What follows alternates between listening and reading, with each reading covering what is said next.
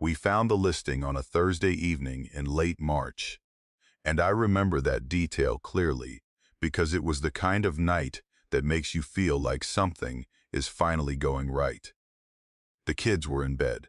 Daniel had opened a bottle of red wine we'd been saving for no particular reason, and I had my laptop balanced on my knees while he stretched out beside me on the couch, half watching a documentary neither of us cared about. I wasn't really looking for anything specific. We'd talked vaguely about leaving Asheville, talked about it the way people talk about things they half want and half fear. But nothing had ever felt urgent enough to act on. And then I clicked on a thumbnail of a cedar cabin, sitting on a ridge above a sea of fog, and something in my chest went very quiet in a way I mistook for peace. The listing had almost nothing in it. A few photographs, a square footage, a price that seemed too low to be real, and a single line of description that read, "Secluded mountain retreat, 3 miles from paved road, ideal for those seeking true solitude."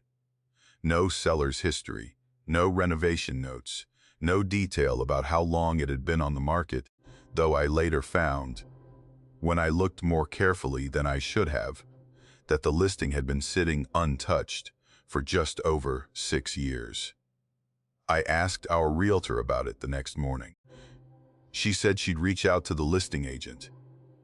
She never mentioned that conversation again, and I never thought to press her. I want to be honest about something because I've spent a long time trying to understand how two reasonably intelligent adults can walk towards something that, in hindsight, was showing them exactly what it was. We were tired, not dramatically tired, not the kind of exhaustion that comes from crisis, just the low, grinding fatigue of people who had spent a decade building a life in a city that kept asking more of them than they had to give. Daniel was 41 and working 60-hour weeks at a firm that never thanked him. Our daughter, Maisie, was 6 and had developed the kind of anxiety that shows up in small children when they absorb the tension their parents try to hide. And I had been writing the same half-finished novel for 4 years, opening the document each morning with good intentions and closing it each evening with a fresh coat of shame. We needed to leave. We needed quiet. We needed somewhere that felt like it belonged to us and not to the noise of everything else.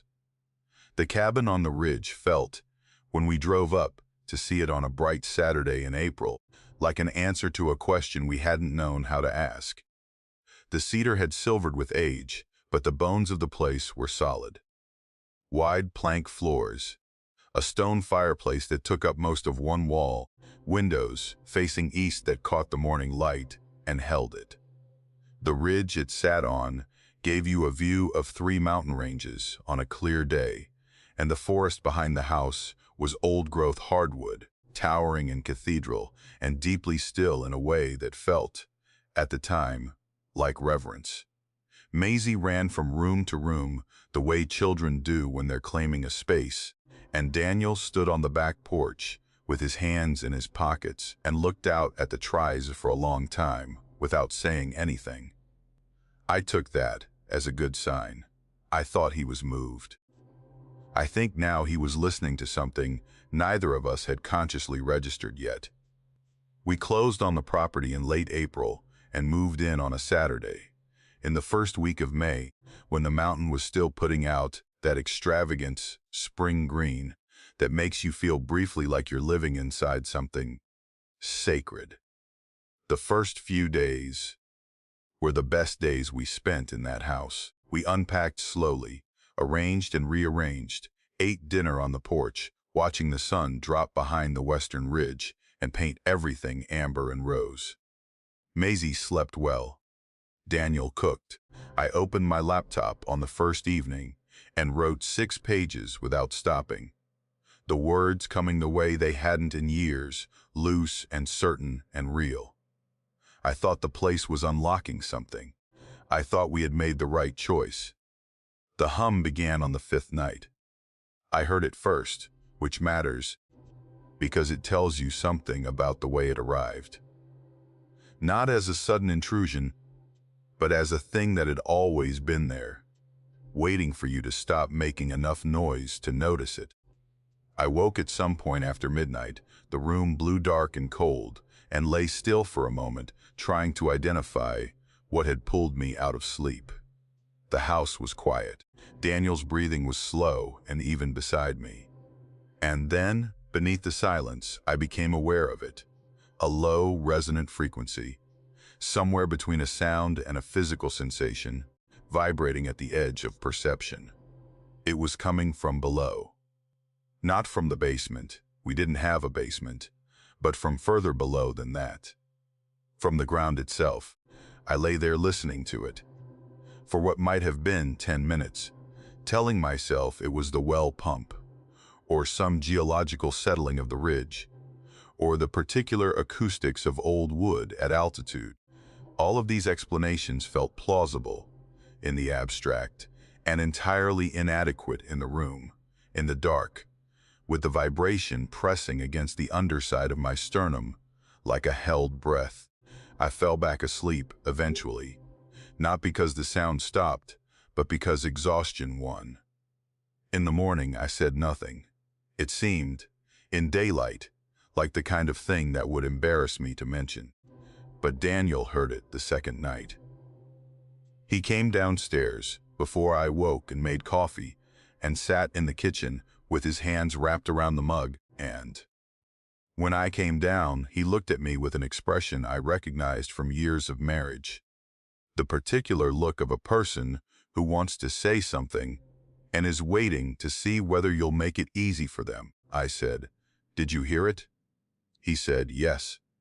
We sat with that for a moment, and then we agreed that it was probably the terrain, that ridge properties sometimes caught wind currents in odd ways, that we'd look into it. We both knew, even then, that we weren't going to look into it. We were going to absorb it into the category of things we'd decided not to examine.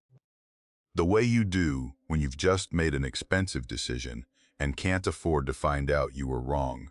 By the end of the second week, it was impossible to pretend the sound was incidental. It was present every night without exception, beginning reliably sometime between 10 and 11 and intensifying through the early morning hours, reaching a frequency by 3 or 4 a.m. that did something unpleasant to the fluid in your inner ear. A low continuous pressure that made sleep feel like fighting upstream. We began going to bed exhausted and waking more exhausted still. The vibration moved through the floors, through the walls, through the legs of furniture.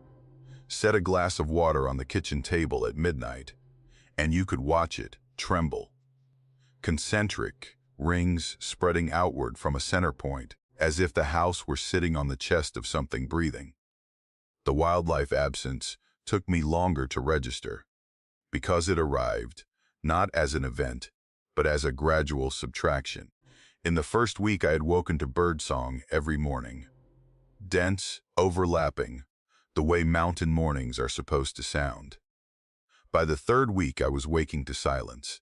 Not the silence of winter or drought, but a selected silence, surgical, as if every living thing within a half-mile radius had quietly been informed that remaining was inadvisable.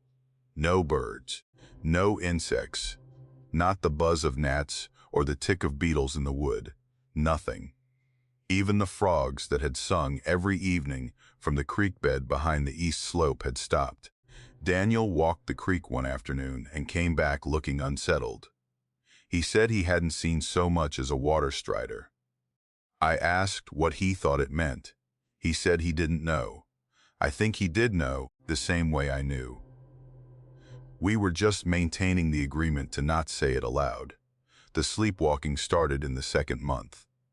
The first time, I woke to an empty bed and found Daniel at the back door. Not outside, not yet, just standing at the glass, with his forehead nearly touching it, looking toward the tree line. The porch light wasn't on. He was standing in the dark, watching the dark. His eyes were open. I said his name twice before he flinched, and when he turned and looked at me, there was a moment, just a moment, where his eyes didn't find me correctly, where his gaze moved through me the way a person's will when they're looking at something in a different room. Then he came back, blinking, and asked what had happened. He had no memory, not of waking, not of walking downstairs, not of standing at the door.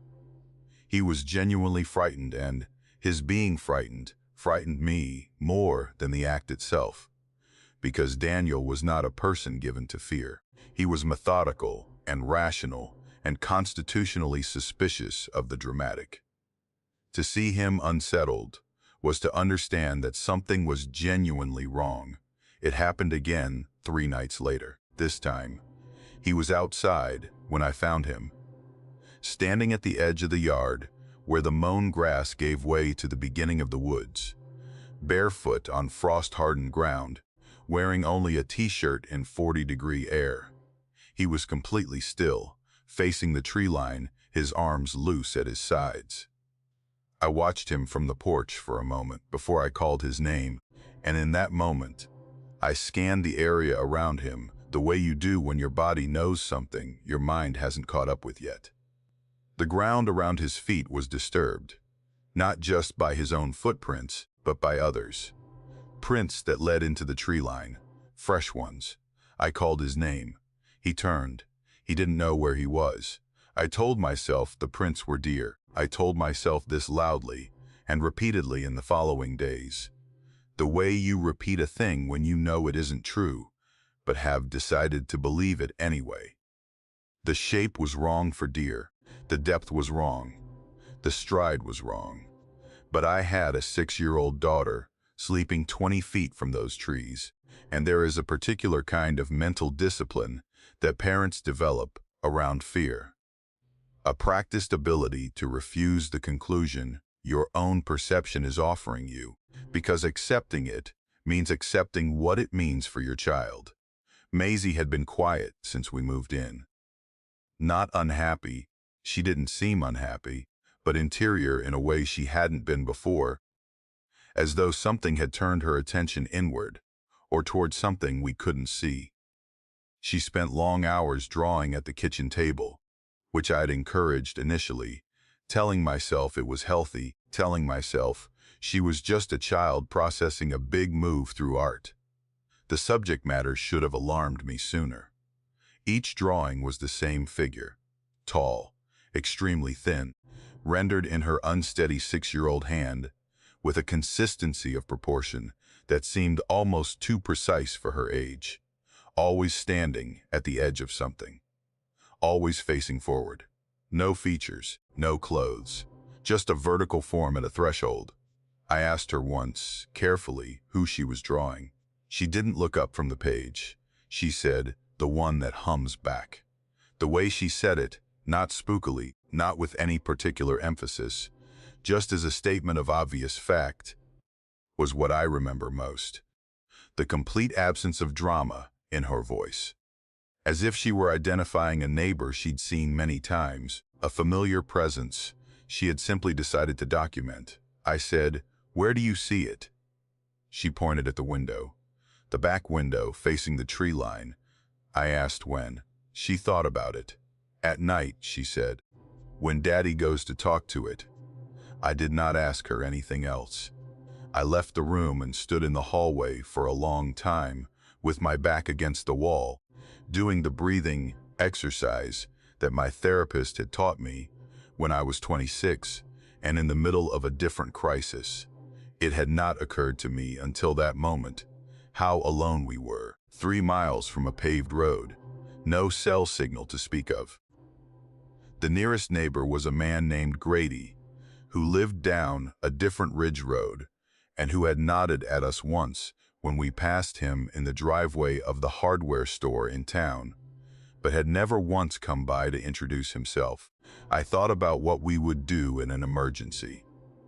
I realized we had never thought about what we would do in an emergency.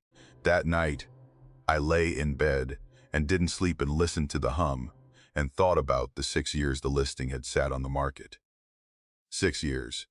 In that particular market, in those particular mountains, that wasn't a fluke. That was information.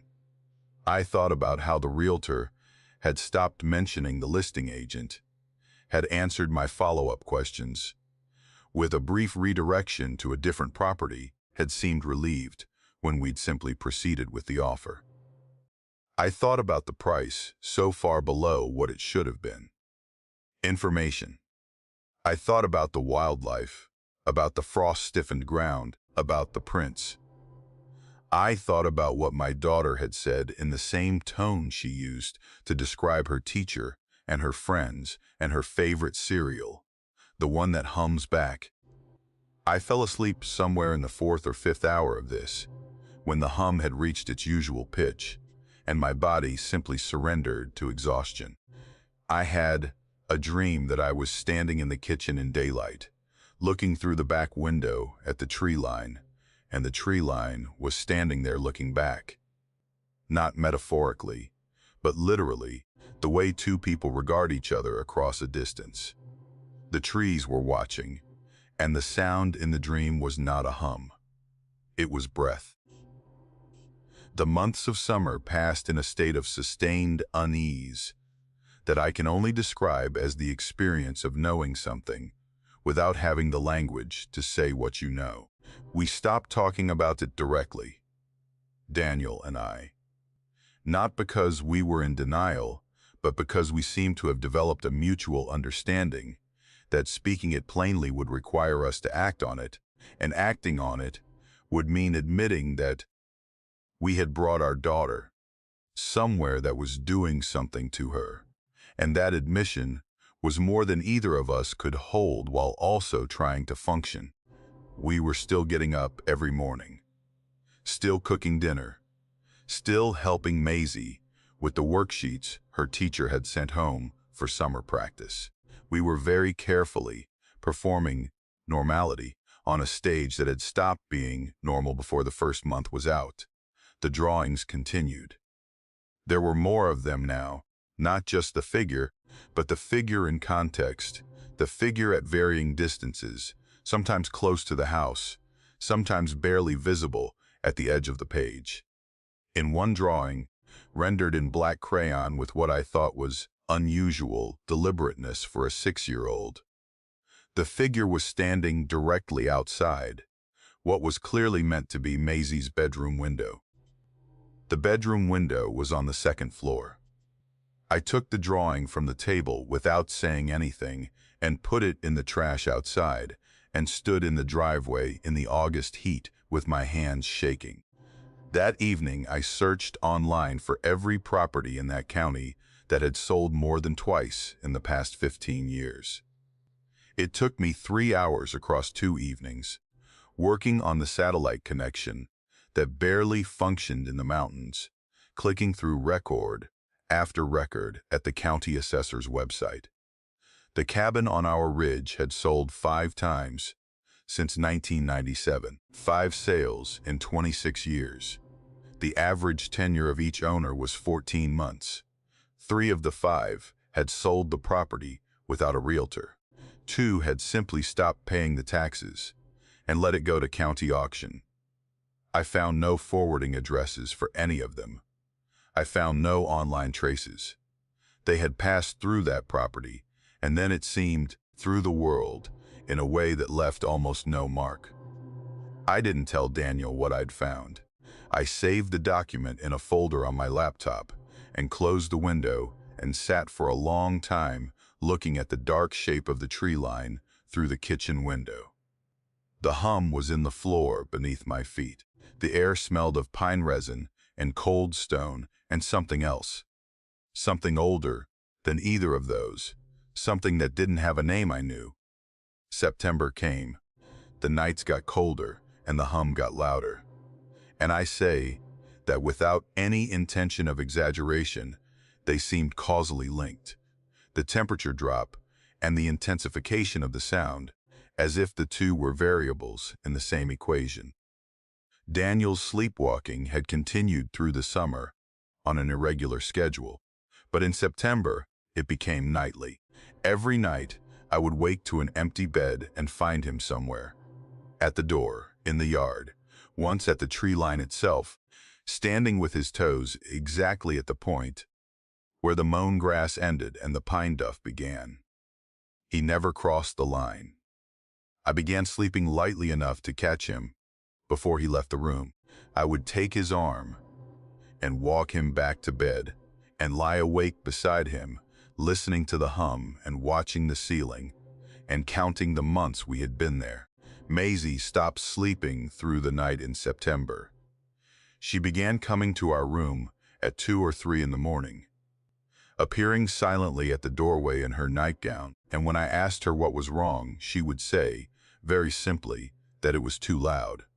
She didn't specify what was too loud. I didn't ask her to. The event that ended it, and I choose that word carefully, because it was not dramatic. It did not involve a confrontation or a discovery or a final revelation of anything we hadn't already understood. Happened on a night in mid-October when the first real cold of autumn had moved into the mountains, and the sky was so clear that the Milky Way was a visible smear of white from horizon to horizon. I had been unable to sleep since midnight. Daniel was beside me, breathing the slow, measured breath of someone in a deep sleep that might not have been sleep at all.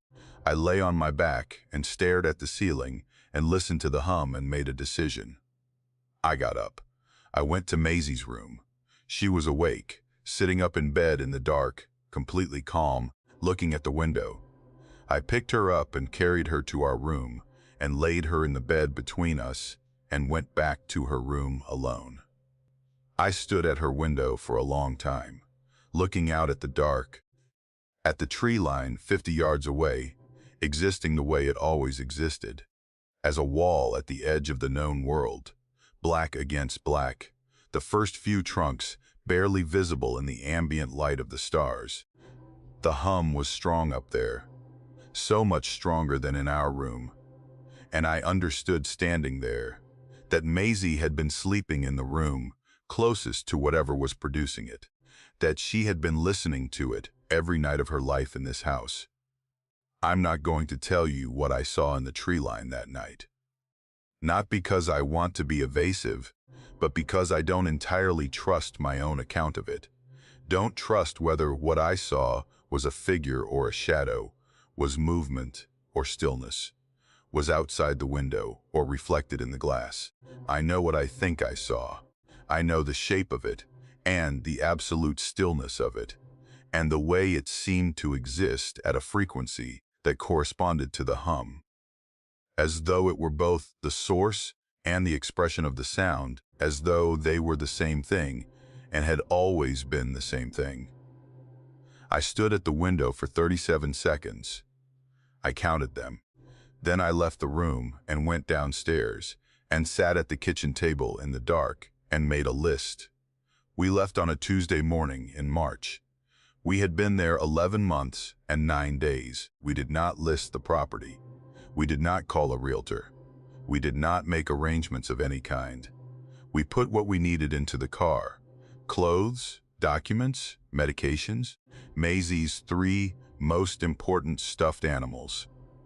And we drove down the ridge road in the gray pre-dawn, with the headlights cutting through the fog, and we did not speak until we reached the paved road. And even then, what Daniel said was not about the house. He asked if I wanted to stop for coffee in the next town. I said yes. We stopped. We drove for 7 hours and checked into a hotel and ordered dinner from a place around the corner, and put Maisie in one bed and ourselves in the other. And I lay awake until well past midnight. The hum was not there. The silence in the hotel room was the ordinary silence of insulation and carpet and distance from the mountains, and I lay in it the way a person lies in a warm bath after a very long cold, just breathing. Maisie slept through the night for the first time in months. I watched the red numerals of the bedside clock move forward through the dark hours, and I felt, with a clarity that I have never quite been able to describe, that we had crossed some threshold by leaving, that something had let go of us. Whether it had let go of us entirely is a different question.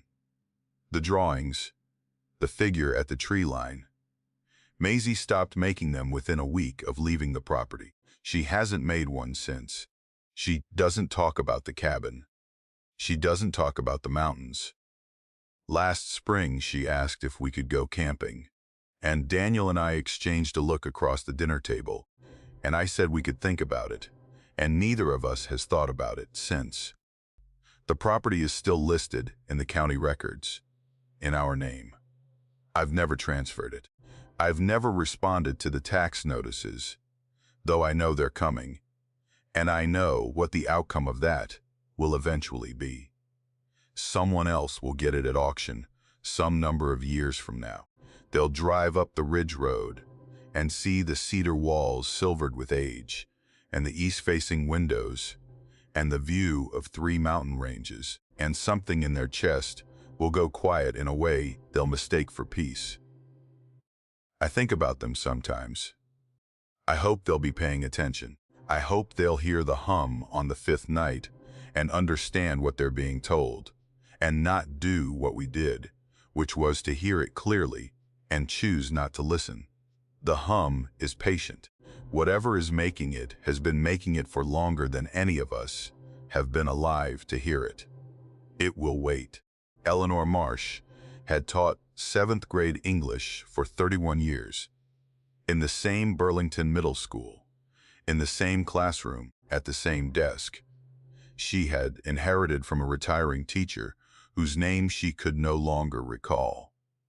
She had spent the better part of her adult life explaining to children why stories matter, why the specific arrangement of words on a page can change the way a person understands the world. And when she retired in June, 2 months after her 64th birthday, she did so with the quiet conviction of a woman who had spent her energy on something worth spending it on, and was now, finally, entitled to something for herself. Her husband, Robert, had died 4 years prior. Pancreatic cancer, 8 weeks from diagnosis to burial, the particular cruelty of a disease that moves faster than grief. They had no children. A choice they'd made young and never revisited, and one that Eleanor had spent no time regretting until the evening after the funeral, when she came home to a house that contained only her. The years since had been functional. She had maintained her life with the same methodical competence she'd applied to everything else, filling it with her garden and her reading group and the school year's reliable rhythms. But the house had always felt, in the years after Robert, like a coat that no longer fit, familiar and slightly wrong, belonging to a version of her that no longer existed. She found the property in Vermont through an estate listing in late August, 3 months before she planned to retire. The photographs showed a stone cottage at the foot of a granite mountain, small, solid, built sometime in the early 20th century from the look of the walls, with deep-set windows, and a slate roof and a half-acre of overgrown garden that she could see herself restoring with some effort and patience. The mountain behind the property was not named in the listing. She would learn later that locals called it the Old One, a name offered without particular explanation when she asked, the way people offer the names of things that predate their own understanding of them. The price was reasonable. The nearest town was 8 miles south, a small place with a hardware store and a general goods shop, and a library that was open 4 days a week. The listing agent, a quiet man named Perrin, who answered her questions in careful, complete sentences and never volunteered more than she asked, told her the property had been vacant for 3 years. She asked why. He said the previous owner had relocated. She asked where. He said he wasn't sure. She noticed that he did not say he'd tried to find out. She moved in on a Saturday in late October, hiring 2 young men from the town to help carry boxes from the rented truck. They were efficient and polite, and declined her offer of coffee. When the work was finished, and as they pulled out of the gravel drive, she watched the truck move down the lane and felt, for the first time in 4 years, something that approached the right fit. The stone walls were 18 inches thick and held the heat well. The fireplace drew cleanly. The kitchen had been updated sometime in the 90s to something that wasn't beautiful but was functional. She unpacked her books first, the way she always had, and stood back to look at the shelves and feel the room become hers. The mountain was visible from every rear-facing window. It rose steeply from the property's back edge, granite-faced above the tree line, catching the last of the October light in the late afternoon, and holding it in a particular way. Not warm exactly, but attentive. She would come to think of it that way over the following weeks, without quite meaning to. As attentive as something that had noticed her arrival and was deciding what to do about it. She found the deed on a rainy Tuesday evening 3 weeks after moving in. While sorting through the filing box she had brought from Burlington that contained all the property documents, her insurance policies, Robert's death certificate, and the small accumulation of official papers that constitute a life's administrative record, she had not read through the deed at closing, had glanced at it, signed where Perrin indicated, and filed it without attention, the way most people do. Now, with an evening, and nothing urgent pressing on her, she spread it on the kitchen table and read through it properly. The document was standard in every respect, except one. In the section listing the grantor, the party transferring ownership to Eleanor, the name was partially obscured. Not crossed out with ink, not covered with a correction sticker, obscured with something that had cut into the paper itself. A fine blade, drawn carefully across the name in a motion that had removed the top layer of the page, and with it the letters printed there. What remained was a pale trough in the paper, the absence of the name rather than the name itself, surrounded by the unbroken text of the surrounding clauses. The rest of the document was pristine. She sat with this for a moment. It was the sort of thing that had an obvious bureaucratic explanation. A clerical error at the records office, some procedural step she didn't understand, a correction method she hadn't encountered before. She was not a person given to unease about the procedurally unusual. She noted it, set it aside, and called the county clerk's office the following morning to schedule a visit. The records office was a low brick building on the main street of the county seat, 19 miles from her property, staffed by 2 women and a man who was perhaps a year or 2 younger than Eleanor herself. She gave the address at the front desk and explained what she'd found and asked how to have the document corrected. The woman at the desk, young, sensible-looking, wearing a lanyard with a laminated ID, Eleanor couldn't read from where she stood, went still when Eleanor gave the address. Not dramatically still, just a small cessation of the casual motion that attends ordinary moments. A pause between one movement and the next that stretched a beat longer than it should have. She said she'd need to pull the records and asked Eleanor to wait. Eleanor sat in one of 3 plastic chairs against the wall and read a magazine for 20 minutes, while, behind the desk, she could see the young woman speaking in low tones to the older man, both of them with their backs to the room. The older man went into the back office and returned carrying a folder, looked through it briefly, and then carried it back without looking at Eleanor. When the young woman returned to the desk, she had the careful expression of someone delivering information they have been told to deliver carefully. She said that, looking at the full record for the property, the grantor line on every deed going back to 1889 had the same redaction. not the same name. Each sale had transferred the property to a new owner in the normal way, and those owner names were intact. It was specifically the grantor line, the name of whoever was selling, that had been removed in each case. Always by the same method. Always a blade, not a pen. Eleanor asked who had done it.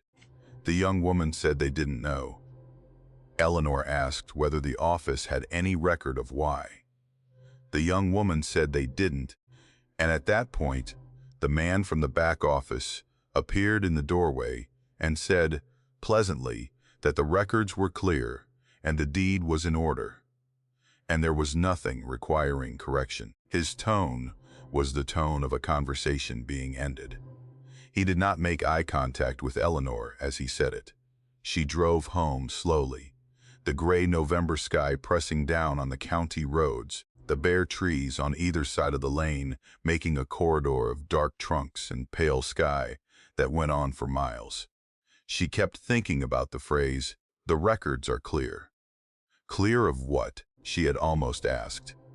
Clear of the names, certainly. Clear of any explanation. She turned up the gravel drive, and the cottage came into view, stone solid at the foot of the mountain, and she sat in the car for a moment before going inside, looking at it, trying to identify what she was feeling. It was not fear. It was something older than fear. The particular sensation of having asked a question and received an answer that confirms there is a larger question underneath it that no one intends to answer. The notes began appearing in the second week of November. She found the first one while painting the skirting board along the south wall of the front room, a strip of baseboard that had been pulling away from the plaster for some time, and that she had finally gotten around to re-securing. She pressed it back against the wall and felt something resist. A small resistance, like compressed paper, and when she pried the board loose entirely, she found a folded piece of notepaper tucked flat into the space between the board and the wall. The paper was old, the fold lines brown with age, the ink faded but entirely legible. It was a list. Items written in a small, careful hand, not a shopping list, not an inventory. More like notes written by someone trying to remember or record something specific. The way a person writes things down when they're afraid they'll lose them. The items were observations, the way the light fell, in the late afternoon, on the north face of the mountain, the sound the stone walls made in wind, the temperature at which the kitchen fireplace stopped drawing correctly, practical things, precise, almost scientific and entirely ordinary, except for the last two lines. The last two lines read in the same careful hand, R died in the summer. I still hear him in the east room at night. The R could have stood for anything. Eleanor told herself this directly, standing in the front room with the baseboard at her feet. R was a common initial, Robert was a common name. The coincidence was the kind the human mind manufactures from the raw material of its own preoccupations. And she was a woman who had been alone for 4 years and was living in an unfamiliar place, and it was November. And November had always been the hardest month since the funeral. She put the note in the kitchen drawer with the other miscellaneous papers and went back to the painting. She found the second note a week later, behind the baseboard of the east bedroom. This one was shorter, 3 lines, and written in a different hand than the first, though the paper was similarly aged. It described a childhood home. The address it gave, written out in full with the street name and house number, was the address where Eleanor had grown up in Montpelier. She stood with the paper in her hand for a long time. The street was common enough, the neighborhood unremarkable. It was conceivable that someone else had lived on that street and written it down for reasons of their own. It was conceivable. She turned the paper over, looking for a date, a name, any anchor. There was nothing. The third note she found behind the baseboard of the bathroom, and the fourth behind the board that ran along the back of the built-in linen cupboard in the hall. By the time she found the fourth, she had stopped trying to construct coincidences. The fourth note contained 7 words that she had said aloud to Robert on the night they decided not to have children. Words she had spoken once, in a specific conversation, to one person who was now dead. She had never written them down. She had never repeated them to anyone. They existed, as far as she had ever known, only in her own memory, and in whatever remains of a memory when the person who shared it is gone. She set the note down on the hall floor. She sat down beside it. She sat there for quite a long time. What she felt was not terror. She kept returning to this in the weeks that followed, trying to understand why it hadn't been terror, why the discovery of something that should have been impossible had produced, in her, something closer to a profound and vertiginous sorrow. She thought about it, and concluded, eventually, that it was because the notes weren't threatening. They didn't ask for anything. They didn't warn. They were simply intimate, the specific, precise intimacy of something that knew her, in a way she couldn't account for. The way you might feel if you discovered that a stranger had been reading your private journal and leaving no marks except their perfect knowledge of what you'd written. She began removing more baseboards. She couldn't have explained this decision to anyone, understood as she made it that it was not entirely rational, but found herself unable to stop. She worked through the cottage room by room over the following 2 weeks, prying boards away from walls, reaching into the gaps, retrieving the folded papers she found there. Not every board had one, but many did. Each was different in handwriting, in age, in the specificity of its content. Some were years old by the look of the paper. Some appeared more recent. Some read like fragments of diary entries, observations or confessions, without context. Some were addressed to no one. Some were addressed in the plain and unadorned way of someone leaving a message they expect to be found. To the next one, those were the worst. The ones that said the next one, addressed to whoever came after, whoever would pull the boards from the walls, and find the papers, and understand that they were the latest in a sequence. The next one should be aware that the East Room was difficult after dark. The next one should know that the mountain did not mean harm, but did not distinguish between those it did and did not mean it toward. The next one should leave before spring, when the ground thaws. This last line appeared in 3 separate notes, written in 3 different hands, from what appeared to be 3 different decades, and the consistency of it was the most frightening thing Eleanor had encountered in the cottage yet. Not because the warning itself was dramatic, but because 3 people who had never known each other had reached the same conclusion and left the same advice for whoever came after them. And none of them had been heeded. She was still processing all of this when she met her neighbor. She had seen him at a distance several times. A compact, elderly man who moved along the lane below his property, with the deliberate steadiness of someone who has learned to navigate terrain carefully. His name, she'd gathered from Perrin at some point, was Aldrich, and he had lived in the valley below the old one for most of his life, which, by the look of him, was a life of considerable length.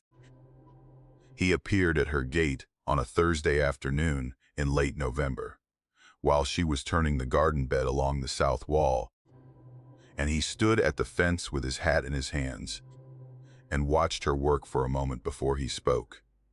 He introduced himself, and she introduced herself, and they talked for a few minutes about the condition of the lane and the likelihood of early snow.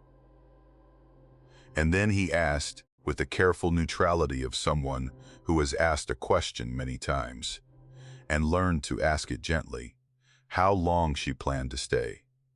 She said she hadn't decided yet. She had meant it lightly, the way one offers a vague answer to a neighborly inquiry. But when she looked at him, she found him watching her with an expression that was not light at all. A considered, careful, almost regretful expression. The look of a person who has been watching a sequence of events unfold over many years and is tired of knowing how it ends. He nodded slowly and said, "That's what the last 7 said." She asked what he meant. He looked at the mountain for a moment before answering, and when he answered, it was in the measured way of a person being precise about something they have thought about carefully. He said that in his lifetime, 7 families or individuals had moved into the cottage and left within a year. He said he had stopped trying to dissuade people from buying it because he'd found it didn't work, and he'd stopped trying to explain what they'd find there because he'd found that didn't work either. He said that whatever the place was and whatever the mountain was, it was not new and it was not malicious, but it had a nature that people were not built to live beside long term. He used the word nature the way a naturalist might, as a value-neutral term, a description of inherent quality, not of intent. She asked him about the notes. His expression shifted slightly. Not surprise, but recognition. He said he knew about the notes, he said. The first ones he knew of had been found when the property changed hands in the 1940s, tucked behind the walls of a cottage that had been built on the same foundation as an earlier structure going back to before the county records began. He said that whoever or whatever left them, they had been found by every owner he knew about. He said some people found them disturbing, and some found them comforting, and some found them neither, and that in all cases, the people had eventually left. She asked if he knew what had happened to them afterward. He said most of them had been fine. He said most with a careful pause before it. That she understood was not rhetorical. She asked if he had ever considered moving himself. He said no. She asked why not. He thought about it. He said you got used to the mountain if you didn't live on it, the way you got used to living next to a river. You respected the current, and you didn't go in over your head, and most of the time it let you alone. He said the cottage was too close. It sat in what he called the mountain's consideration, and that living in something's consideration for too long changed a person in ways that were difficult to walk back from. She thanked him for coming. He put his hat back on and walked back down the lane without elaborating, and she stood at the gate and watched him go and looked past the lane at the mountain, which sat in the gray afternoon light the way it always sat, solid and immense and neither hostile nor welcoming, just present, thoroughly, completely unignorable present. She went inside and made tea and sat at the kitchen table with the collection of notes arranged in front of her, the ones she'd retrieved from behind the baseboards, laid out in no particular order. She read through them again slowly, all of them, taking time with each handwriting, each turn of phrase, each specific detail that no stranger should have known. The afternoon light moved across the table, and the mountain's shadow reached the cottage window, and the fire in the kitchen hearth burned down to embers that she didn't rise to replenish. She had spent 31 years teaching children that stories carry truth, that the specific arrangement of someone's words is a form of presence, that the person who wrote them persists in the reading of them. She believed this. She had believed it long enough that it had become structural, part of the architecture of how she understood the world. And now she sat with a collection of notes from people she had never met. People who had sat in this same kitchen, looked at this same mountain, felt the same peculiar atmospheric weight of being seen by something that did not have eyes in any sense she understood. And she thought about what it meant, that they had left these behind. They had not left furniture, not all of them, had not left books or photographs or the ordinary residue of a life. They had left these.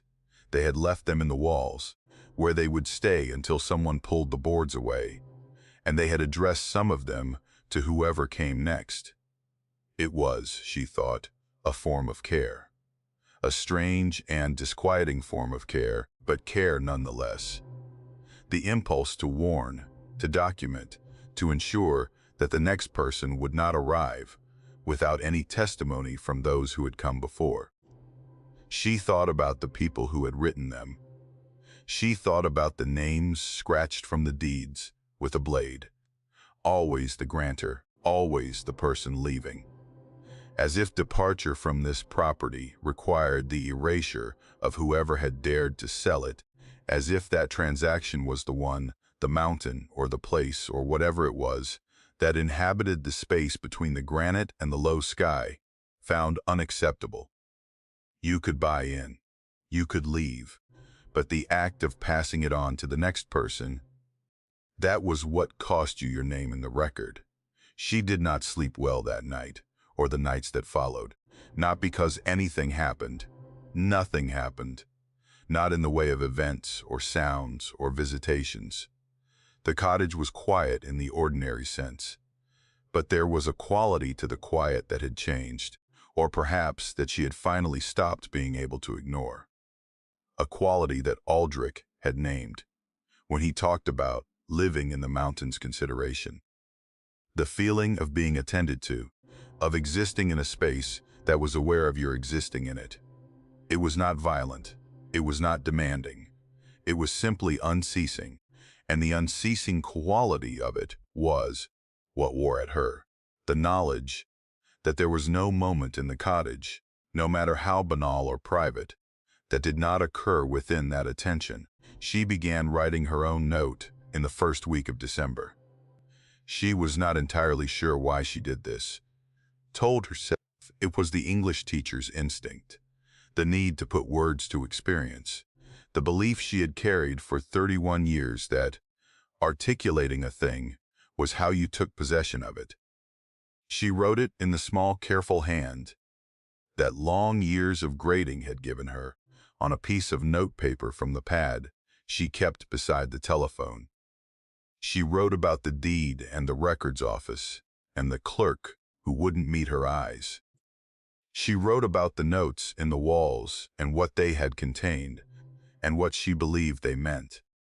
She wrote about Aldrich and what he had said about the mountain's nature, and she wrote about Robert, about the way the first note's reference to R had landed in her chest with the specific weight of her husband's name, and about whether she believed it was coincidence, and about the fact that she had stopped being able to decide. She wrote, "I think it knew me before I arrived. I think that's what the deed is. Not a record of ownership, but a record of selection. It chooses. It has always chosen. The names it removes are not accidents. They are acknowledgments." She did not know where that last word had come from. She sat with it for a while, and then left it where it was. She packed the car on a Thursday morning in mid-December, 4 days before the solstice, working quietly and methodically through the rooms. She had spent 6 weeks arranging. She took her winter clothes. She took the official papers from the filing box, the documents she'd brought with her from Burlington. The things that proved she existed in the transactional sense.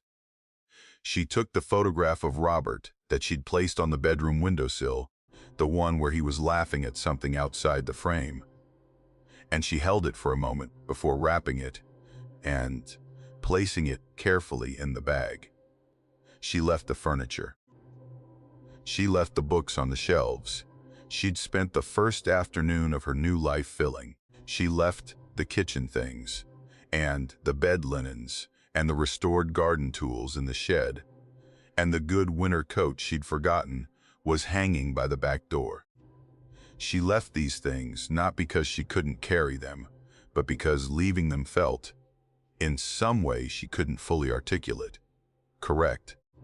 As if the cottage was owed something for what it had given her, the notes, the testimony of all those previous hands, the specific terrible knowledge of what it meant to be truly seen by something that had no obligation to see you kindly.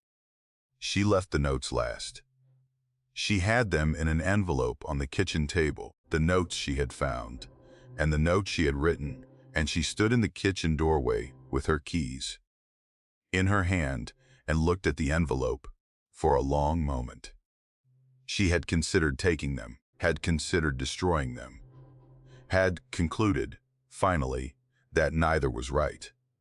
She tucked the envelope behind the baseboard of the kitchen, the one closest to the fireplace, where whoever came next would be most likely to spend their evenings, where the light was best and the warmth most reliable. She pressed the board back into place with her palm, feeling it settle. Then she walked out to the car and drove down the lane without looking back. She has not told many people about the property in Vermont, and the few she has told have received the story with the polite and slightly concerned attention people give to things they don't want to believe. She no longer tries to explain it. She no longer teaches, has no classroom, no desk inherited from a predecessor whose name is fading. She lives in a small apartment in Burlington, where the walls are thin and the neighbors are audible, and there is nothing in the silence that attends her. She has thought often about the word she wrote, acknowledgement, and whether she understood it correctly when she wrote it. She thinks she did. She thinks the mountain or the place or whatever inhabited the attention of that valley had not wished her harm, and had not wished her well, but had simply acknowledged that she was there, and that, like every person before her, she would eventually not be, that the deed with the scratched-out names was a record not of erasure but of passage, of everyone who had stood in that specific place in the world, and then stopped standing there. She does not know who will find her note. She does not know whether the next person will understand it, or whether it will simply add to the collection of things tucked behind the walls of the cottage at the foot of the old one. All those careful hands, all those precise and intimate observations, preserved in the dark between the board and the plaster until someone thinks to look. She hopes they'll look early. She hopes they'll read carefully.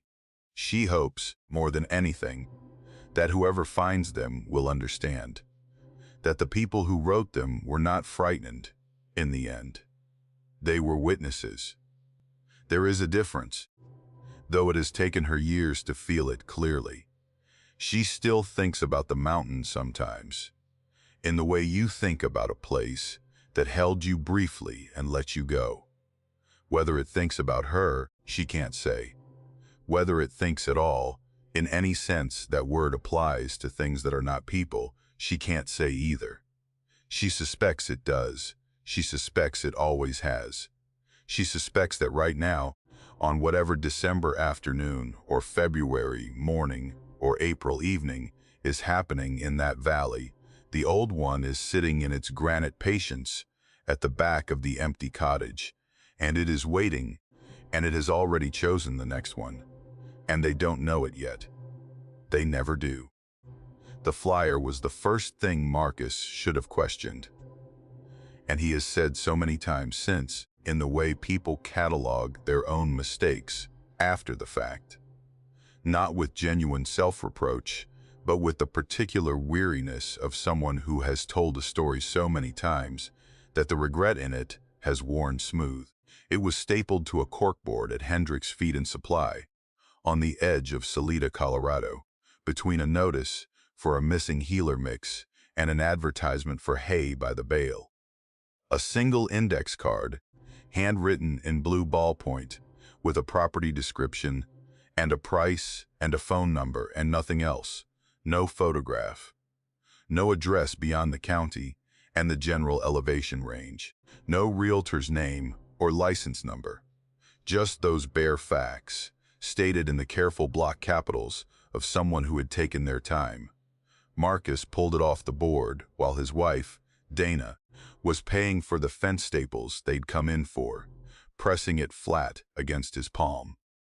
They had been driving through the area on what he called a scouting trip, and what Dana called a fantasy, the two of them having argued productively for the better part of a year about whether to leave Denver. Marcus wanted acreage. He wanted distance from the city's specific fatigue. The traffic, the noise, the relentless social friction of a place where everyone was arriving from somewhere else and bringing their urgency with them. Dana wanted something quieter for their kids, wanted their 12-year-old, Carrie, to sleep without the sound of the neighbor's generator, wanted their 14-year-old, Joel, to look up from his phone at something worth looking at. They had agreed on the broad strokes. They had agreed on Colorado. They had agreed that if the right property appeared, they would know it. Marcus called the number on the drive back through the mountains. A man answered on the third ring, gave his name as Garrett, and described the property in the same economical style as the flyer. Acreage, elevation, water rights. A 2-story frame house in sound structural condition, the nearest town 30 miles south, on a maintained county road. The price was extraordinarily low. Low enough that Marcus asked about it directly. Garrett said.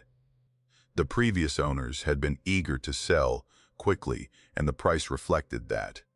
Marcus asked whether he could see the property. Garrett said he'd leave the gate open Saturday morning. He has never been able to find Garrett since. Has never been able to find any record of the man. No license, no listed name in the county property records, nothing attached to the phone number when he tried to look it up later. But that came later. On the Saturday morning when they drove the county road north and found the gate open, exactly as Garrett had said it would be, and the access road wound 3 miles through lodgepole pine and scrub oak and emerged into a clearing where a 2-story white frame house sat against a ridge of the Rockies with the kind of clean, uncomplicated solidity that makes a person feel the world has simplified itself. Marcus felt only the clean and specific happiness of a man who has found what he was looking for. Dana stood on the porch and looked at the mountains and said nothing for a long time. Carrie ran the fence perimeter. Joel walked to the edge of the clearing and stood looking into the tree line with his hands in his pockets. And when he came back, he said it was quiet, in a way that seemed to Marcus like the highest compliment a 14-year-old could pay a place. They moved in 8 weeks later, in the first week of February, hauling everything they owned in a rented truck up the county road, and then the access road, the truck complaining at the grade but making it. The house was as advertised, structurally sound, clean, cold in the way of houses that have been unoccupied through a mountain winter, but quick to warm once the propane furnace was running. There was no internet infrastructure and no cell signal, which Marcus had known in the abstract, and which hit Dana more concretely when she stood in the kitchen, holding her phone above her head, and confirmed what the screen was showing her, he reminded her. They'd talked about this. She reminded him talking about something and living it were different things. They had this exchange with the affection of people who have been married long enough to argue in shorthand. And then Dana put her phone on the counter and started unpacking the kitchen, which was how Marcus knew she had accepted it. Joel adapted fastest. This surprised Marcus, who had expected the phone withdrawal to land hardest on the teenager, but Joel seemed almost relieved by the silence, by the particular quality of disconnection that the property offered, the sense of existing outside the network, of continuous social obligation that had made him. Marcus had observed, quietly miserable for the past 2 years. He began spending hours outside in the cold, walking the fence line and the perimeter of the clearing, carrying the old Nikon film camera that had been a birthday gift and that he'd barely touched in Denver. He photographed the property systematically, the way a person maps something they want to understand. The house from each cardinal direction, the tree line at different hours, the ridge above the clearing at dawn and dusk. He printed the photos at a drugstore in town on their first supply run and pinned them to his bedroom wall in a grid, and Marcus had looked at them and felt a father's uncomplicated pride at a kid who had found something to attend to. It was Joel who noticed first. He came downstairs on a Wednesday morning in the third week of February with 2 photographs in his hand, and he set them on the breakfast table without explanation. Marcus looked at them. They were both shots of the northern tree line, taken from the porch. Same angle, same framing. The first was from the previous Saturday. The second was from that morning. Marcus looked at both photographs for a long moment. Then he said the same thing Dana would say 20 minutes later, when she looked at them, which was that the light was different, and the angle was probably slightly off, and the telephoto on a film camera at that distance could create the impression of a spatial discrepancy that wasn't actually there. He said it firmly. He said it the way a father who needs things to be explicable says the explanation. Joel listened without expression and went back upstairs. Marcus had his tape measure in the workshop that afternoon. He told himself it was because he'd been meaning to measure the window framing in the mudroom, and this was even partially true. He went to the northern edge of the clearing, to the largest pine at the tree line, a lodgepole perhaps 60 feet tall, with a distinctive double fork near the crown that made it unmistakably identifiable. And he measured the distance from the pine's outermost root exposure to the nearest fence post, using a stake he drove into the frozen ground as his reference point. He wrote the measurement on a piece of tape stuck to the stake. 23 feet, 4 inches. He measured again on Saturday morning. He measured a third time the following Tuesday. He did not tell Dana or Joel he was measuring. He stood in the cold with the tape stretched across the frozen ground and looked at the number, and then looked at the tree, and then looked at the number again. 3 days between the second and third measurement. 17 inches. The pine was 17 inches closer to the stake than it had been 72 hours prior, in the dead of a Colorado February, in ground that was frozen to a depth that precluded any movement of root systems, in a stillness that contained no wind, no flood, no geological event that could account for a shift of any kind. He pulled the stake from the ground and put it in his coat pocket and walked back to the house. He stood in the kitchen for a while. Then he went to his workshop and shut the door and sat on the workbench and looked at the piece of tape with the numbers on it and thought carefully about what he was going to do with this information. He decided to measure again in 3 days before saying anything. This was the decision he most regrets in the way he catalogs his mistakes, because it cost them time they should have spent leaving. He understands that now. He understood it at some level, standing in the workshop, and chose the measurement over the leaving, because a man who has upended his family's life on the strength of a handwritten flyer needs more than 17 inches to justify doing it again. The second week of March was when Carrie stopped sleeping in her room. She came to their door on a Monday night, the first time, and Dana got up and walked her back and sat with her until she fell asleep. Dana reported in the morning that Carrie had seemed more confused than frightened.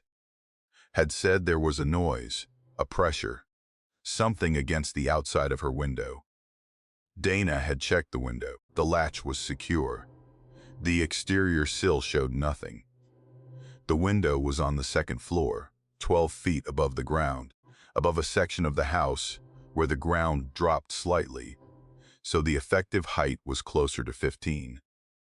There was no tree near enough to reach it. Dana had said something soothing and assumed it was a dream. Carrie came back on Wednesday. On Thursday, she refused to return to her room at all, and they put her in a sleeping bag on the floor of Joel's room. And she slept there from then on without complaint, as though the arrangement was simply the new reality. And there was no point in arguing with reality. Marcus checked the exterior of the house. On the Friday morning, in the pale early light, going around the perimeter methodically. The ground below Carrie's window was undisturbed. He stood there looking up at the sill, at the distance between the ground and the glass, and then he looked at the tree line. He looked at the northern tree line, where the lodge pole with the double fork stood. He did not get the tape measure. The days of March were long and flat and cold, in a way the elevation made specific, a dry, pressing cold that came down from the ridge and sat in the clearing and didn't lift, even when the sun was directly overhead. Dana had enrolled the kids in a correspondence program through the county school district, and they did their schoolwork at the kitchen table. In the mornings and in the afternoons, they found their own occupations. Marcus worked on the outbuildings. Dana had started a journal, something she'd done in college, and returned to in times of transition. She showed him passages sometimes in the evenings by the fire, and he listened with the attention of a man who understands his wife processes through language in a way he doesn't. She wrote about the quiet, about the particular texture of the silence at altitude, how it was different from city silence, not the absence of noise, but a presence of something else, something she couldn't name. He told her that sounded right, without being able to explain why he found it slightly troubling. Joel had stopped photographing the tree line. Marcus noticed this, without commenting on it directly. But one evening he asked Joel how the photography was going, and Joel said fine. And Marcus asked what he'd been shooting lately, and Joel said just the house, mostly.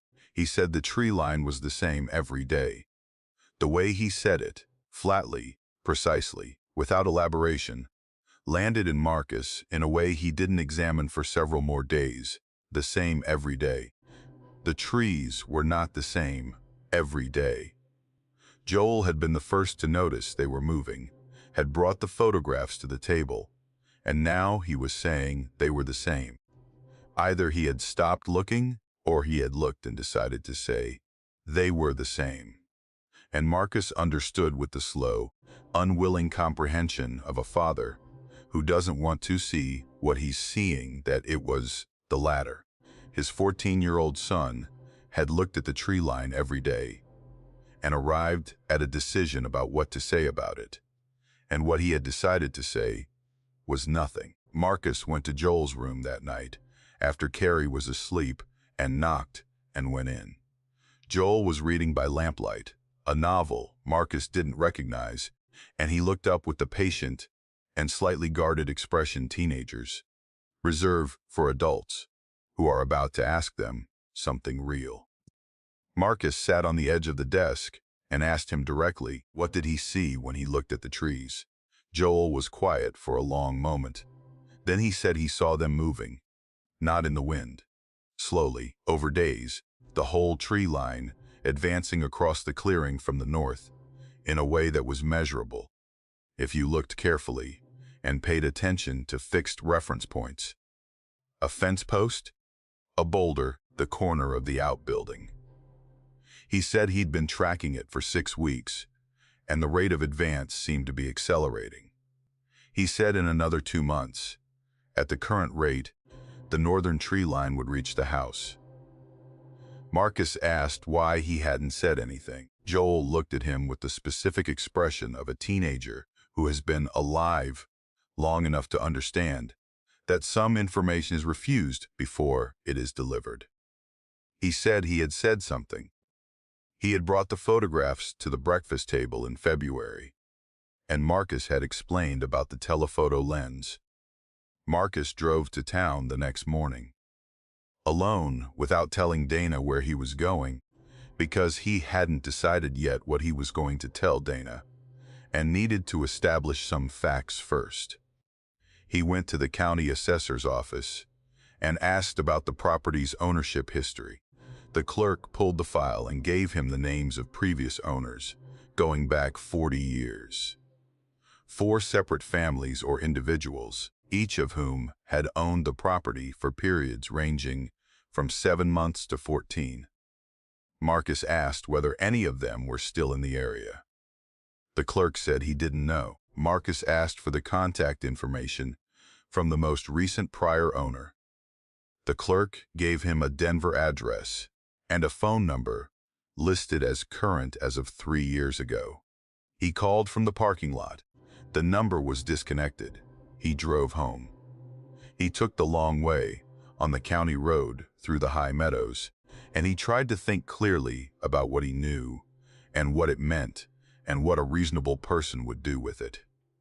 A reasonable person, he concluded, would begin making contingency plans, not leave, not yet, but identify the conditions under which leaving would become necessary, and begin quietly preparing for them.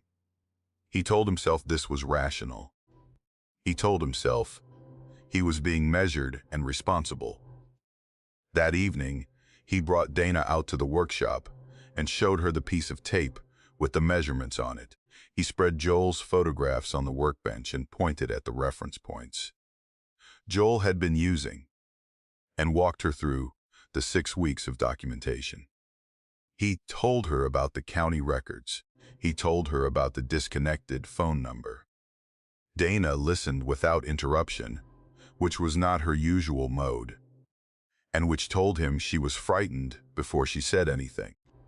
When he finished, she was quiet for a moment, and then she said that she had been writing in her journal for 3 weeks about the feeling of being observed, that she had not said anything because she had attributed it to isolation and the adjustment of moving to altitude, that she had not wanted to be the one who complained about the dream property. They agreed they would leave in the morning.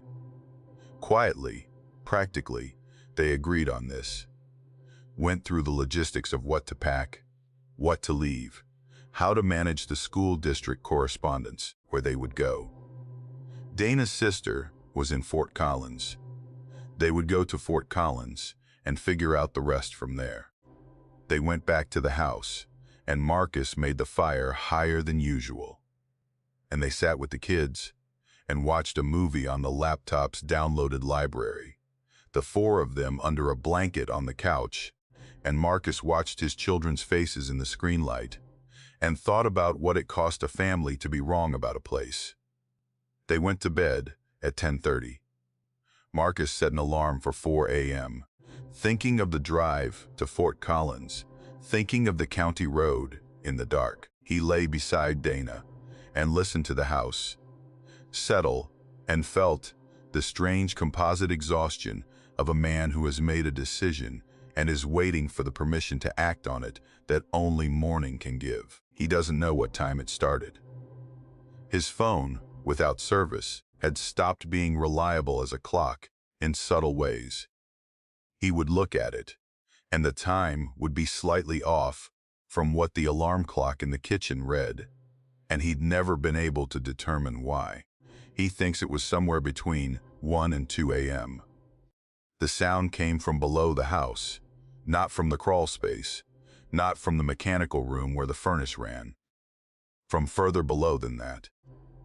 From the earth beneath the foundation. He has tried many times to describe it, and has concluded that it is genuinely indescribable in terms of any sound he had known before. It was not animal. He had heard every large animal native to those mountains, and this was not in that register.